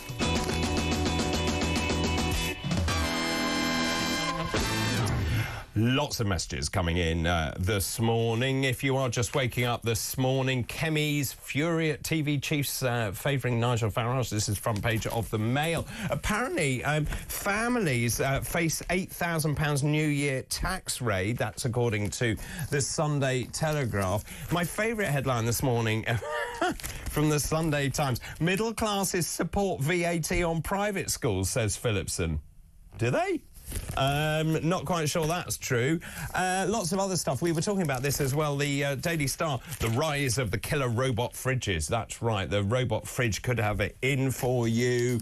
Lots of other big stories this morning as well. We also just talking about a general election. This is based on a mega poll, which is saying that essentially the Labour Party would lose huge numbers of seats to various parties. And that got me thinking, if there was a general election today, how would you vote? Who would win that election? And why would they win that election? The number 0344 499 1000. Those calls charged at the national rate. You can text the word talk in your message to 87222. You can WhatsApp us as well. You can message us on X. All the details are on the screen. Hi, David, says Stephanie in Wiltshire. Hi to you and happy Christmas. All this twaddle from Kemi B has just reminded my husband he needs to join Reform. Now, I actually joined months ago. We were always Conservative, but never again. The Reform Party are the only adults in the room. Good morning, David. Carol in Shoreham by Sea, one of our regulars. Good morning, Carol.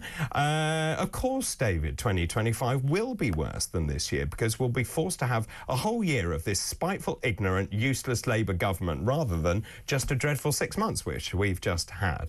Also, what on earth is Kemi doing? She has lost her marbles. I agree. I think that is absolutely right. Good morning, David. As you are a member of Reform, will you please tell Nigel if he has anything to do with helping the Labour Party in Mandelson in the USA, then he will lose my husband and my membership. That's Maureen Taylor. Good morning to you. I think, I don't know, but I think Nigel was stirring a pot there. And, of course, he generated headlines, which is essentially what he likes to do. And we were talking also about that headline this morning saying middle class favour VAT added to private schools. Sue, good morning to you. Since when did increasing VAT ever result in businesses lowering prices? Sorry, one young, naive individual, this is about the Future Politics panel, I think, who needs to live a little to understand economics. VAT on private schools is going to force out those families who work hard to privately educate their children. Yes, as I was saying, 500,000 kids in private schools. It saves the state 4.5 billion quid because they don't have to educate them. Now, the VAT on private schools, the government thinks will bring in a fraction of that. They're saying initially maybe even 500 million. So even if it gets up to, 500,000. So the numbers don't make any sense. And so I was saying that this is basically a policy of ideology. Keep all those messages coming in. Now, just to do a bit of a volte-face, I started thinking that we've only got 3 sleeps to go until the new year. The weather is diabolical. So the question then comes, where should I go in 2025? Particularly if the government's going to make our lives misery. Well, joining me now is Lisa Minot, who is travel editor at The Sun. Good morning, Lisa. Morning. I mean, this is a great time, isn't it, to sit, reflect and book a holiday?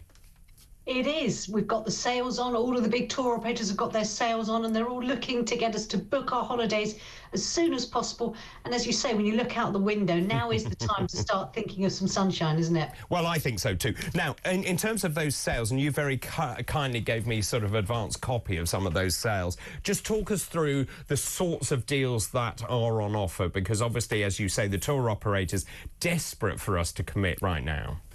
Well, that's right. Well, the good thing is it's about a low deposit with all of the big tour operators, so you're not having to put down a huge amount of money to secure your holiday, and then you've got time to pay off month by month, which I think is a really sensible way to sort of, plan for your holiday. I think it's really important for families. This is a great time of year to book. There's lots of free child places for people who have got kids. It's also a good time to grab those really social flights. As a, if you're a mum, trying to get kids out of bed at 2 o'clock in the morning, drag them to an airport. So it's about getting the right hotels, the right flight times, and basically knowing you've got something there. In terms of the sales, we're talking about, up to £300 to £400 off, but obviously you're going to be spending between £3,000 and £4,000 to get that. So a good idea if you're looking as a family to book a holiday, and there is so much choice out there at the moment. There's more holidays on sale in 2025 than ever before, so it really is a good time. Is that right? I mean, you've written a great article for The Sun talking about Jet2 and TUI and British Airways, EasyJet, On the Beach, Eurocamp,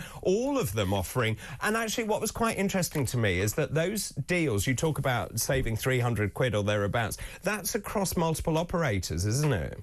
It is, that's right, yeah. So Jet2, EasyJet and TUI have all got very similar deals in that kind of sense, in that they're trying to encourage people to book early, and now's the time to work out just where do you want to go. That's the most important thing. And if you are looking for a bargain break, I think there's some really good options this year, actually, more than there's been before. OK, so where should I go? Where should I pack my swimming trunks for?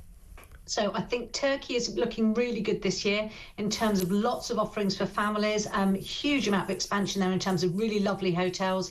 They've invested a huge amount into the product there. So Turkey, Greece, again, the new island that's being served by some of our tour operators called Carpathos. That's one for maybe couples who want a slightly more laid-back approach to a holiday. Beautiful natural island, not crowded at all. So we're not talking about the Mykonos, Santorini crowds. This is a beautifully quiet island.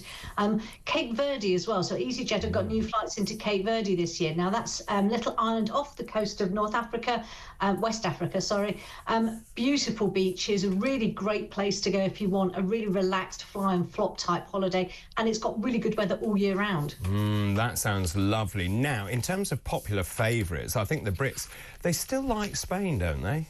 They do, yes, and I think we should definitely think of revisiting some of those places again. So you've got the likes, obviously, of the Costa Brava and the Costa del Sol, still offering really good value for money. But I think what we're also looking at this year is a little bit of a trend, is the coolcation, the fact that some of those costas get really, really hot in peak summer. And that is becoming a little bit uncomfortable for some people. We saw forest fires over the last couple of years.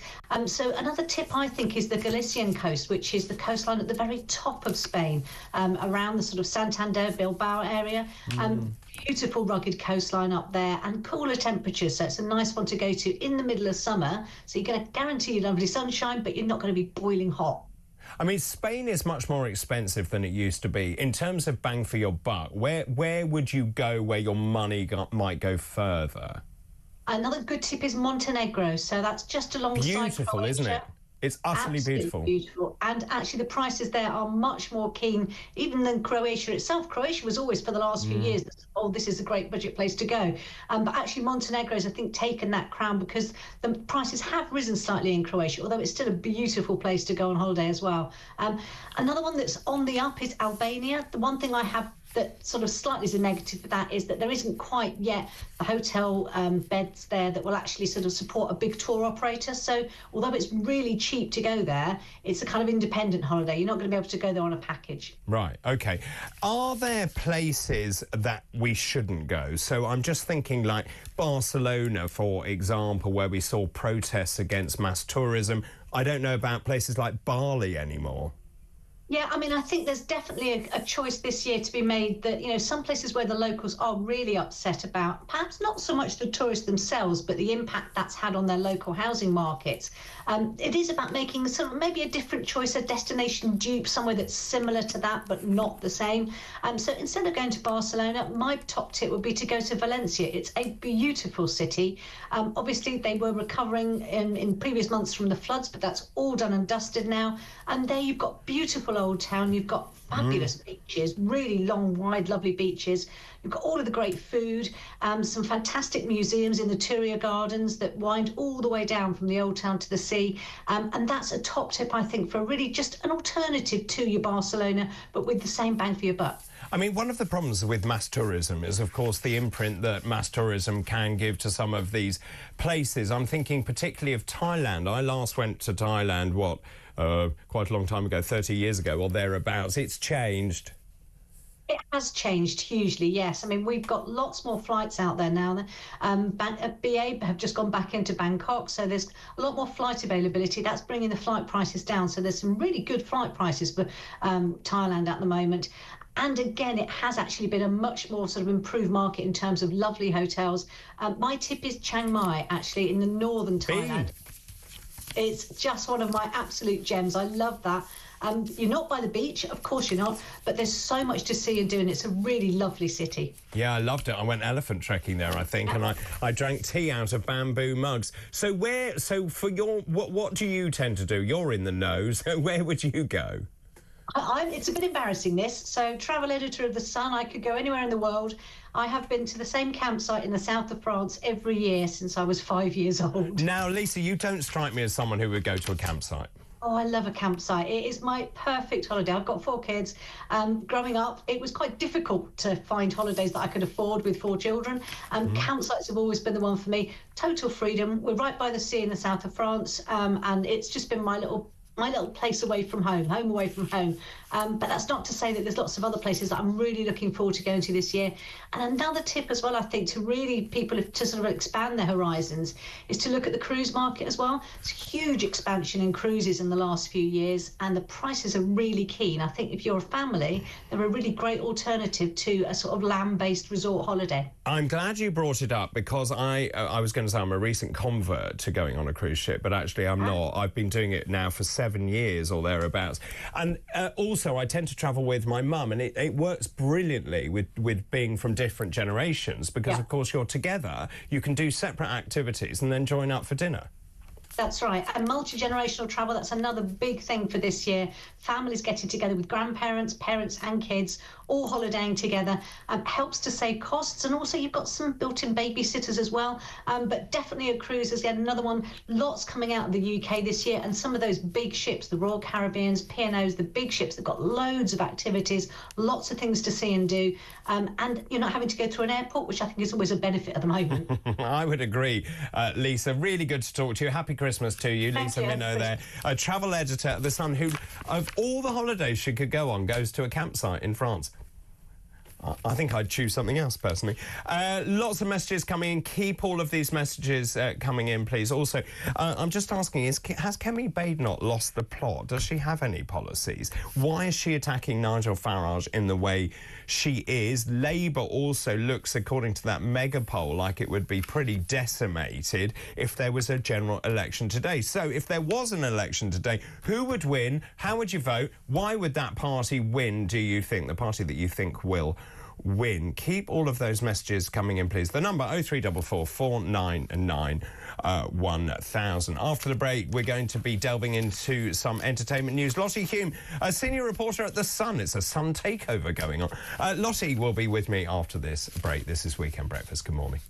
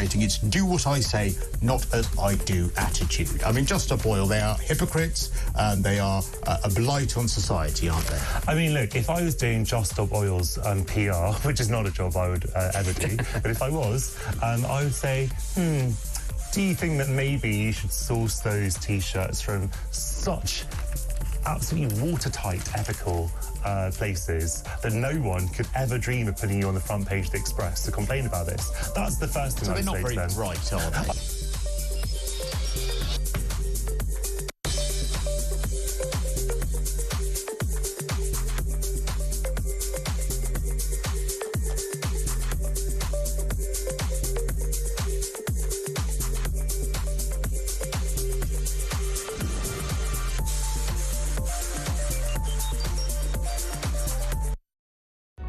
Across the UK, on DAB+, on YouTube, on the app, on your mobile, the home of common sense.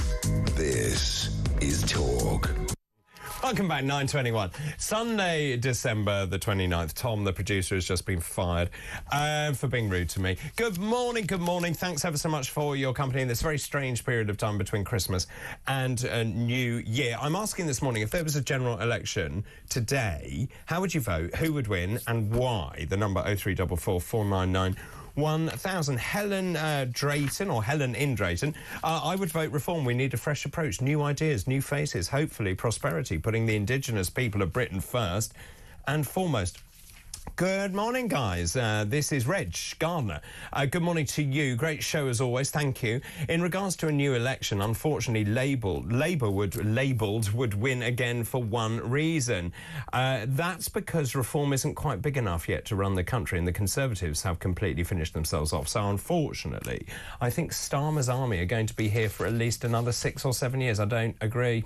I just don't agree. Just the level of anger at Labour. There again, maybe they've done the right thing. Bring in all those difficult policies early on, and then maybe, just maybe, you listen to the electorate towards the election. Of course, as they say, a week is a long time in politics, so it's really difficult to predict what is going to happen. We were talking about AI as well. Lots of people getting in touch about that. We were talking about the godfather of AI, saying that actually AI is progressing at such an amazing rate that humans will be reduced to being primates on this planet and the world will be run by AI. This is the man who invented it. If listeners want to get an idea what a world run by AI could look like, this is Paul and Exeter, good morning, just watch the film Terminator, where the world's defence systems are controlled by AI. Lots of people getting in contact about AI being used in various parts of society. Gary Phyllis says, good morning, David. I joined Reform before the general election, voted Reform. Kemi has proved she would be a terrible Prime Minister. Starmer and Labour are proving they are devoid of common sense. So right now I would stay with Reform. Good morning, David. David Harris. David Didcott, good morning. Good morning. Starmer is taxing us to the hilt with the intention of building a war chest. The last budget before the next election will be a massive tax giveaway to bribe the electorate. How sadly true that is. This is Zoe in Lancashire. Good morning. Good morning, David. I think Starmer knows deep down nobody likes him, doesn't care about the damage he does whilst in government. Labour are going to grab and destroy what they can without a care for anybody's welfare. I really dread what the next government are going to have to deal with when Labour gets booted out in 5 years. Keep all of those messages coming in. But right now, I think it's time to get some entertainment news. Joining me now, Lottie Hume, who's a senior reporter at The Sun. Good morning. Good morning, David. How are you? Yeah, good. Happy Christmas to you. Happy Christmas. I love the background. Very festive. Yes, although I can't understand why it's snowing in the living room. But apart from that, I agree, very festive. Now, over the fireplace. Well, I was told to get out of my Christmas waistcoats, but don't worry, they're coming back in the next couple of days. Shall we start with Kat Deeley? She signed a deal.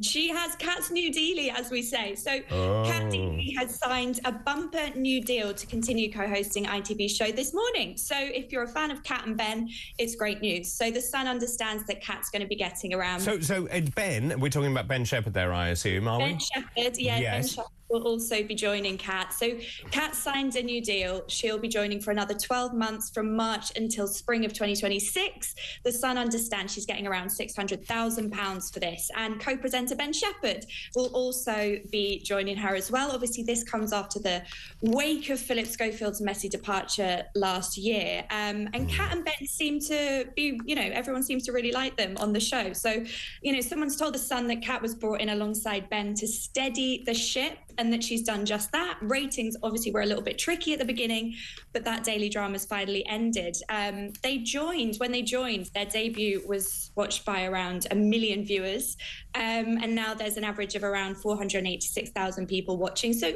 they're still attracting huge audiences. Wow, 486,000. Going back into my when I started in television, that would be a terrible audience. Was it really? Yeah. Oh, wow. The show, so prime time would get 7 to 8 million back in the day. A daytime show would be certainly over 1 million.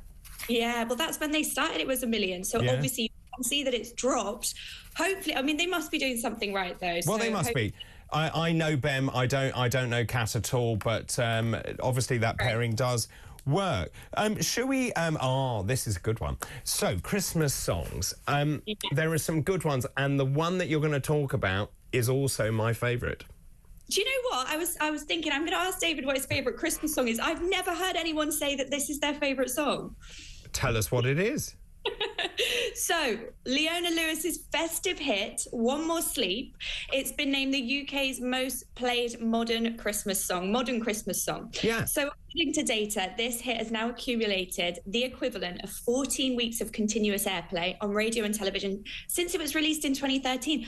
It feels like yesterday that this song was released, but 2013 is when it first got released. I'm amazed by that. Amazed, isn't it? And Leona Lewis, who's the singer of the song, shot to fame on the X Factor in 2006. Wow.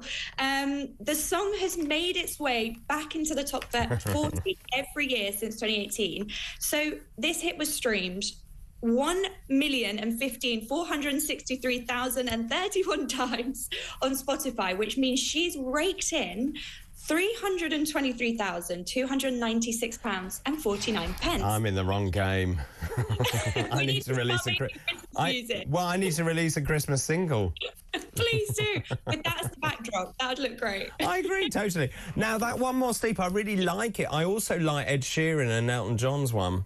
Oh, I know. That's a brilliant one. I think that came out quite recently. And obviously this year, Wham's Last Christmas was crowned UK's Christmas #1 for a second year running. That's my favourite Christmas song. I love that. Is it? Yeah. Oh, I love it. It beats all of them for me. Fair enough.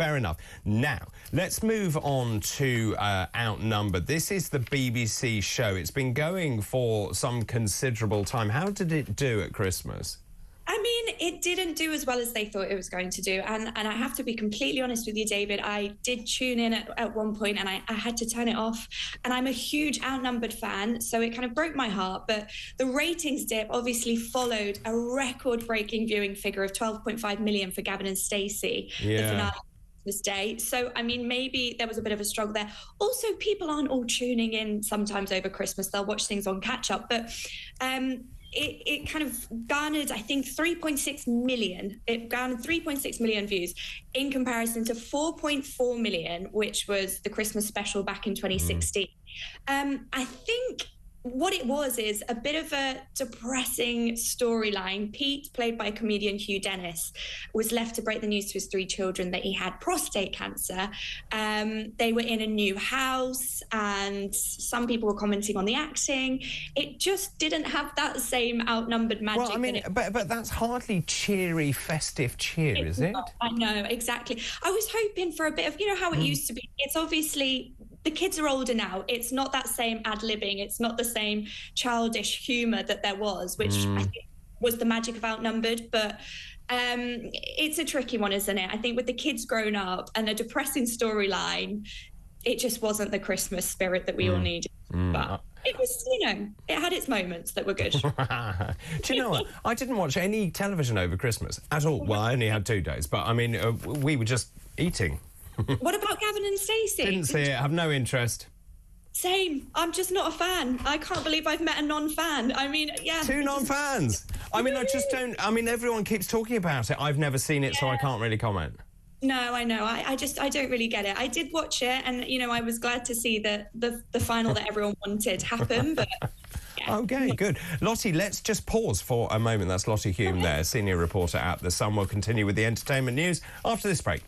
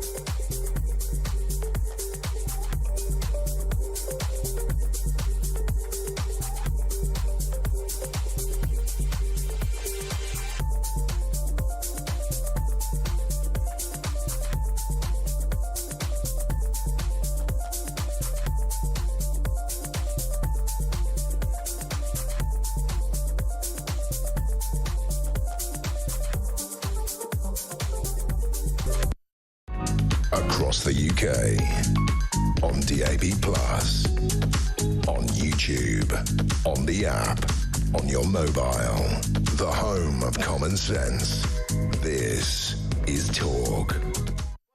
Talk 9:32. We're in the middle of talking about entertainment. Senior reporter at The Sun, Lottie Hume, joins me. Lottie, right, we're right in the middle of this. Now, Homes Under the Hammer. This is a staple of, I think, BBC One's daytime schedule, presented by Martin Roberts, who's been doing it for quite a long time now. He had a bit of a shock. Oh, we've lost your sound. Am I back? Oh, you're back.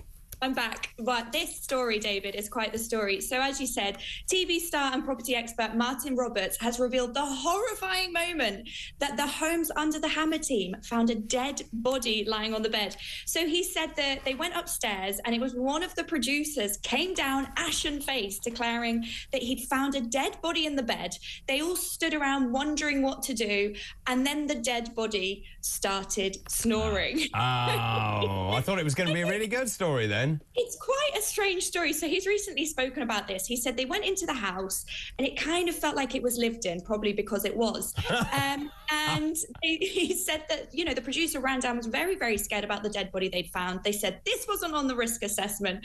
But he said that what had actually happened was a family had kind of moved house and left Grandad there. So in the interview, he said that the house had been sold and Grandad had woken up only to be, Hang on a minute. How do you leave Grandad in a house? I mean, this are Martin words, not mine. He said that they kind of moved not too far away. So after a cup of tea and a chat and calming him down, they managed to reconnect him with his family. I jolly well hope so. Also, the idea it's not on the health and safety form, dead body upstairs. I mean, it's highly unlikely. That is true, but what a story, eh? OK, let's move on to the #1 programme on Netflix. I know you said you didn't tune into Christmas TV, but one thing I did watch was a little bit of Squid Game, and it's been such an amazing... What is it? Squid Game is, I mean, it's quite a gruesome.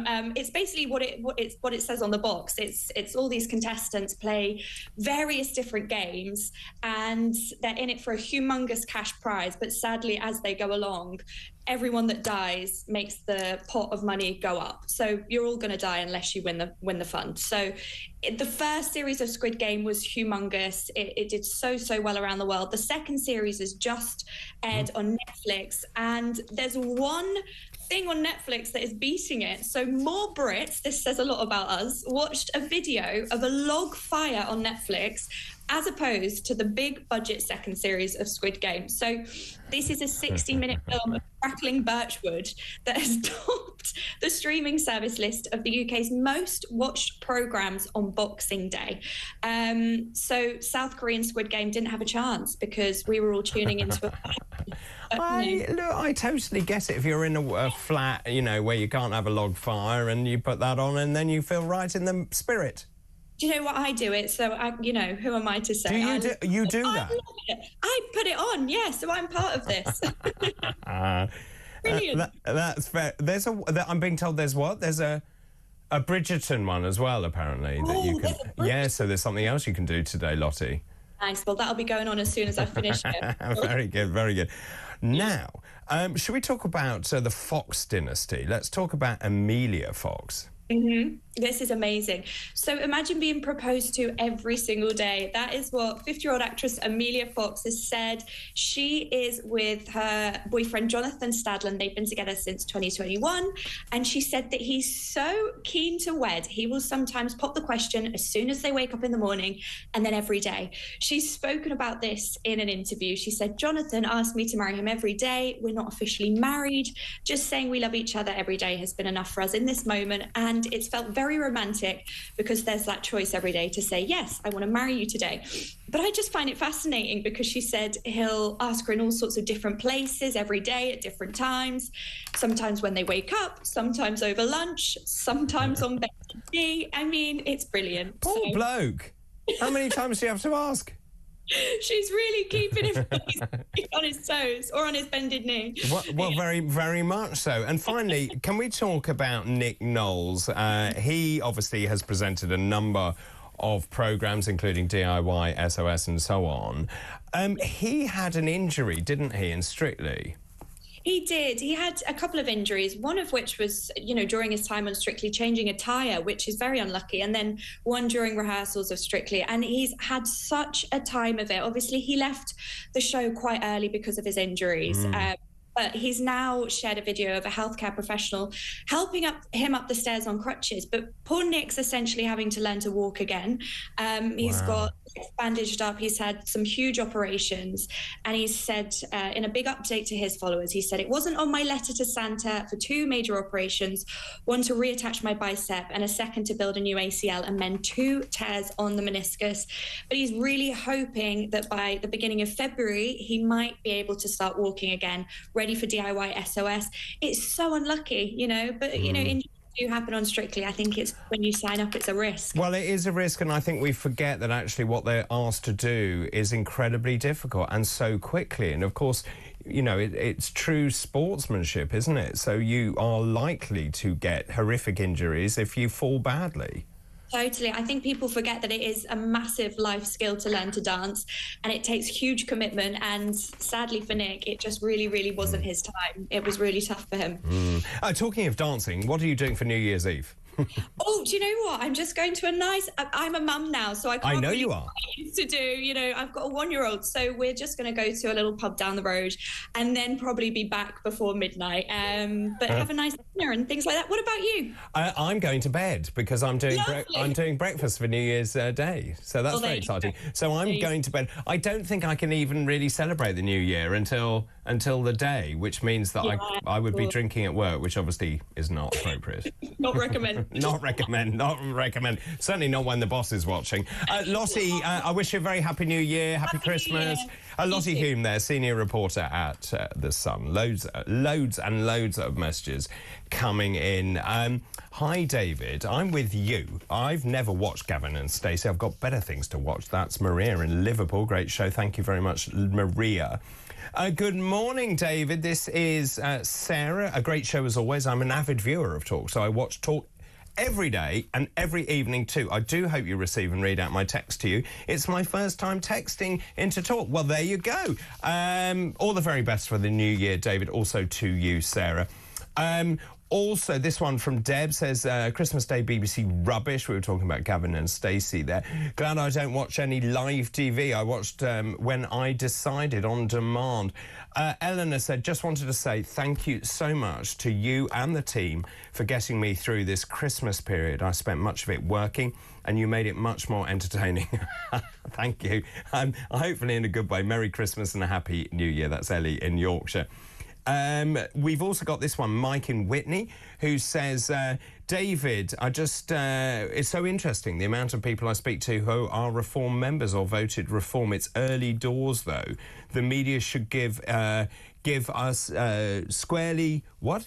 The media... Anyway, the point is that there are poorly educated politicians. That's Mike in Whitney. We were also talking about the rise of AI as well.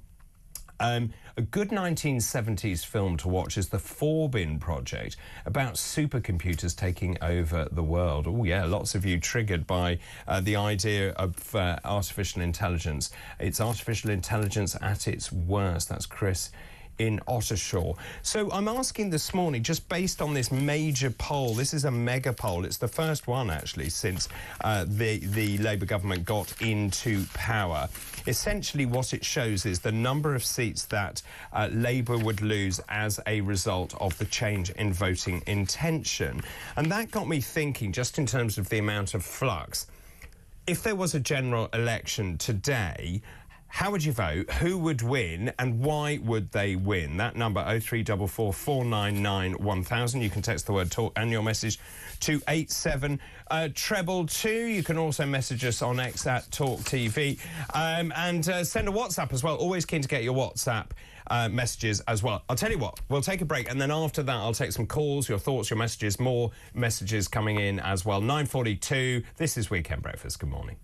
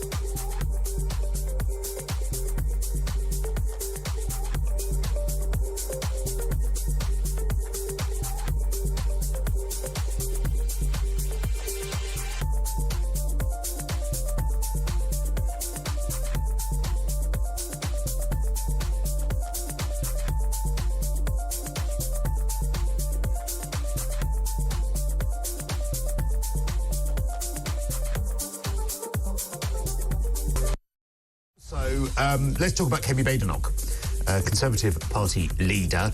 Yesterday we were talking about the strategy of the Conservatives and why it seems that they are waiting to cut through. On Christmas Eve, I think it was, Kemi Badenoch gave an interview to Amal Rajan, or it was released then, saying that she's not going to just come up with policy off the hoof. She wants to really think things through, and was having a bit of a dig at Reform about that.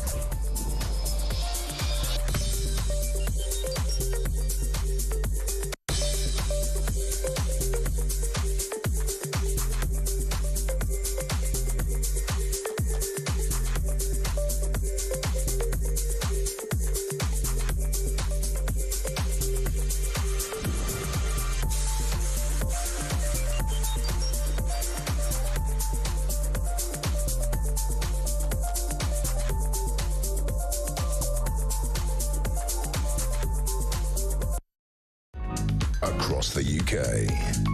On DAB+, on YouTube, on the app, on your mobile.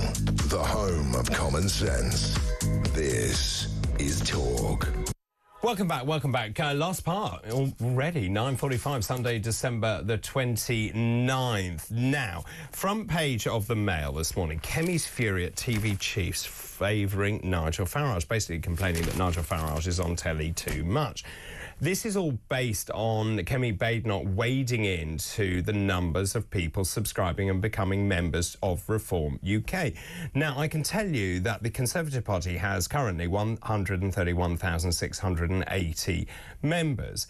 So Reform UK, it's all backfired spectacularly, and many of you are saying you're lifelong Tory members, but you're so angry with Badenoch that you have now joined Reform instead. Well, I can tell you now, Reform has gone over 150,000.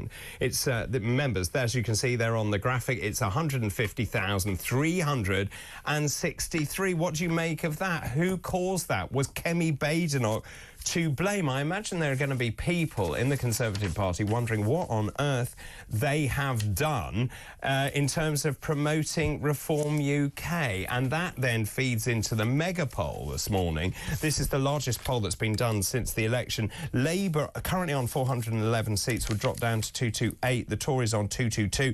Reform on 72. Lib Dems on 58, so a huge redrawing of the electoral map. Now, the next test is going to be the local elections, and of course, we don't even know if they're taking place, if Angela Rayner has her way and changes the local government structure. But at the moment, Reform UK concentrating on those local elections. I think you're going to start to see some real changes there as people vent their frustration in the government. But let's see what happens. Let's take a call. Jay is on the line from Essex. Good morning, Jay. Oh, morning, David. Always nice to talk to you. Oh, thank you. First of all, Happy New Year to you and your team. Thank you, and to you. You've kept me sane most of this year. Oh, that's very sweet. As I am at the moment. I think all the politicians, what have you been saying about Kemi, they're just not professional, are they, at all? Nope. They are just like students that are tit for tat, and, you know, I don't understand where this country is going. But Labour are hammering everybody. The farmers, the WASPy women, the pensioners, the working people, the business owners. The one thing they're not doing is cutting the public sector payroll. And what worries me is, I read that 80% of the council tax that we all pay goes to paying the public pensions for the people that have already retired. 80%? Is that really right? Well, that's what it said online, and obviously you can't check it. You can, but I can't. Yeah. I will. But I mean, forward. Well, you're right. And of course, you see, Labour, I think, foolhardily, and they're right in some ways, and they stopped all of the strikes. But they did that by chucking money at all of the unions, but without any reform. So what's going to happen? We know the unions are going to come back saying we need more cash.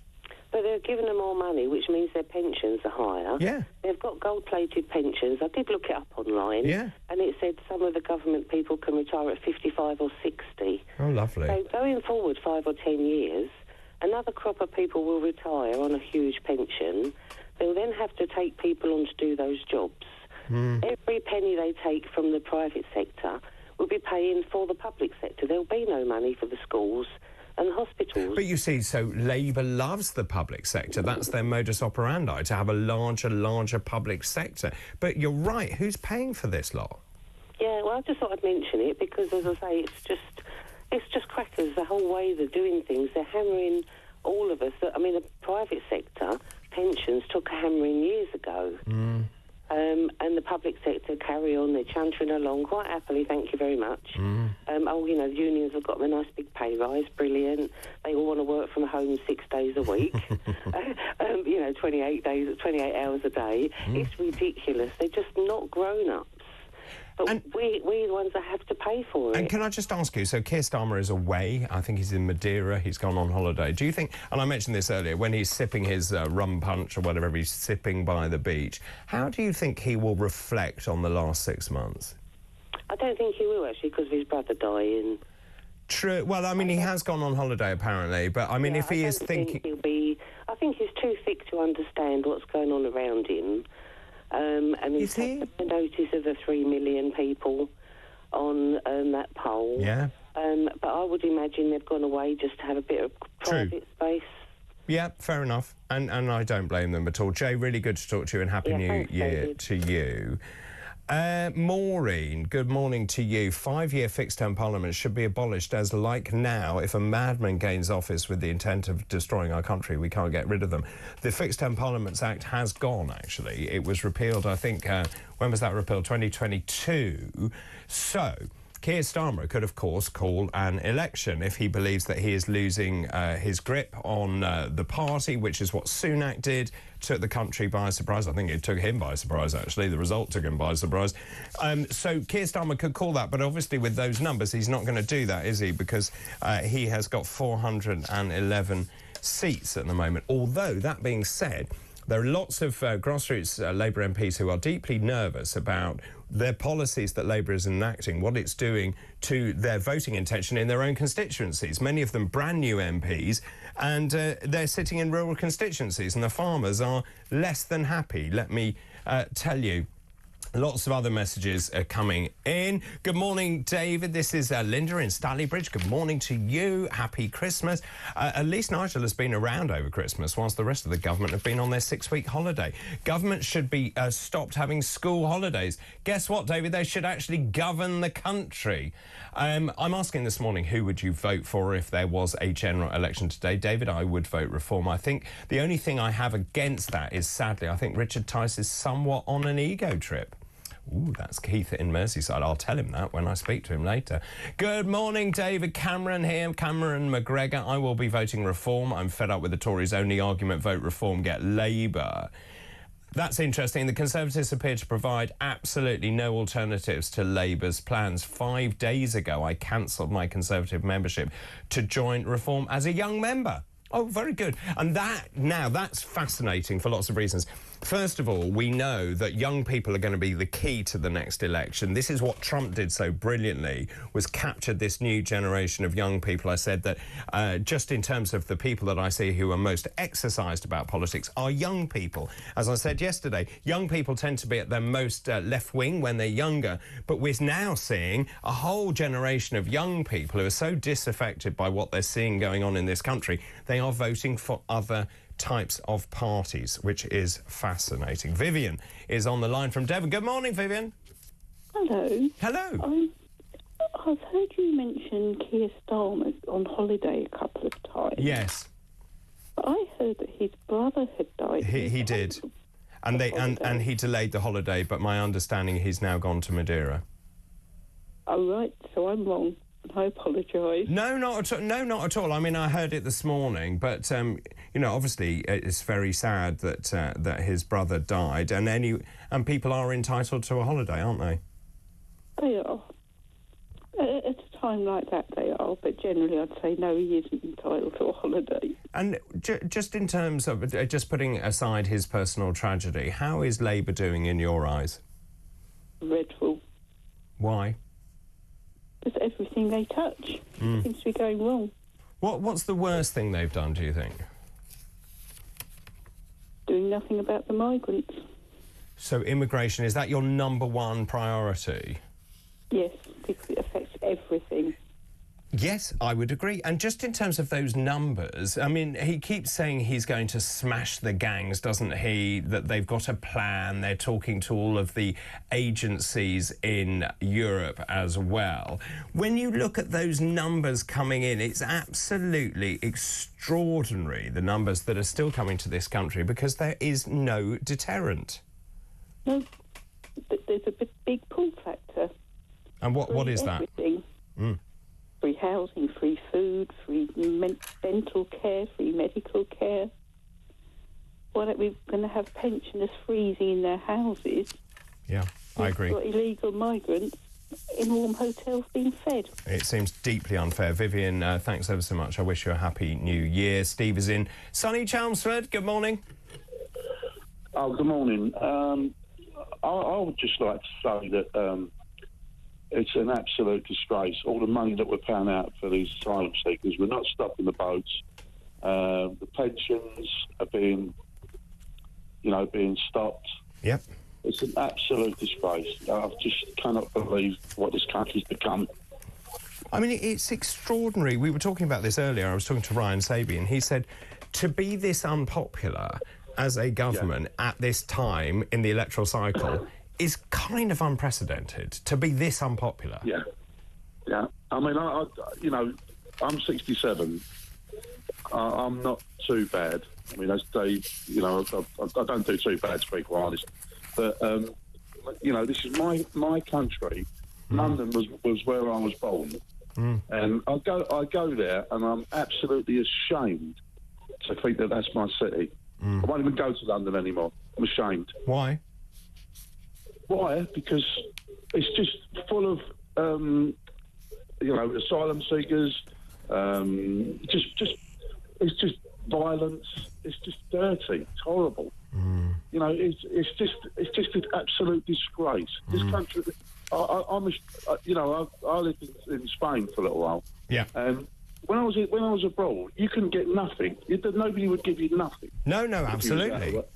And you come over, they come over here, they get whatever they bleeding like, and I'll tell you, the amount of people that I speak to are absolutely sick of it, sick and tired of what's going on in this country. I think you've put your finger on it there, exactly. Thanks ever so much, Steve. Wish you a very happy Christmas, happy New Year as well. Well, the world limbo champion has just arrived in the studio. Morning, Christo. Good morning. Morning. By the way, do you say Happy Christmas or Merry Christmas? Merry Christmas. Do you? I don't say Happy Christmas, I say Merry Christmas. No, it's Happy Christmas. It's not Happy Christmas. No, it is Happy Christmas. Why is it Happy Christmas? Because I'll tell you why. So Merry Christmas was used by poor people. It's Happy like Christmas. No, Happy Christmas. What? No, you've said. All right. So Happy Christmas, apparently it's a class thing. So apparently happy was a higher class connotation. Merry Christmas was because everyone was merry. I love that. But if you're happy, well, you suppose you're happy already when you've got money. I'm already happy and merry. Yeah, well, you're probably drunk already, aren't you? I mean, because it's after 9. It's 10 o'clock already. I know, I was going to say. OK, so Rachel from Accounts, her tax raid. Yes. Apparently, we're all happy to pay more tax. There's more tax raids coming. And actually, there is more and more analysis saying that it's going to not raise any more tax. We're actually going to see less tax being raised. So we're going to analyse that. Apparently, all us middle classes, we're thrilled about the VAT on schools. Thrilled. Do you know, it's the first thing. I woke up this morning and I thought, I'm so happy there's VAT. Happy. I'm so happy to pay more tax. I'm going to empty my pockets now. Have I got any money? So can I just ask you, what are they thinking? They're drunk. They are drunk. They are drunk. So we're going to talk about that. But then she says, I'm basically going to be, what, the whinging middle class? Yeah. None of that article makes any sense. But they're all very, very happy and they're all skipping along to the local state school, which is falling down. Where there are no places. And, they're going through the knife scanner to get in there and they're so happy to do so. So we're going to talk about that. And also, we've got Ben Habib coming on. We've got Charlie Rowley as well, my little Christmas elf. And also... He's my Christmas elf. He's my Christmas elf. Don't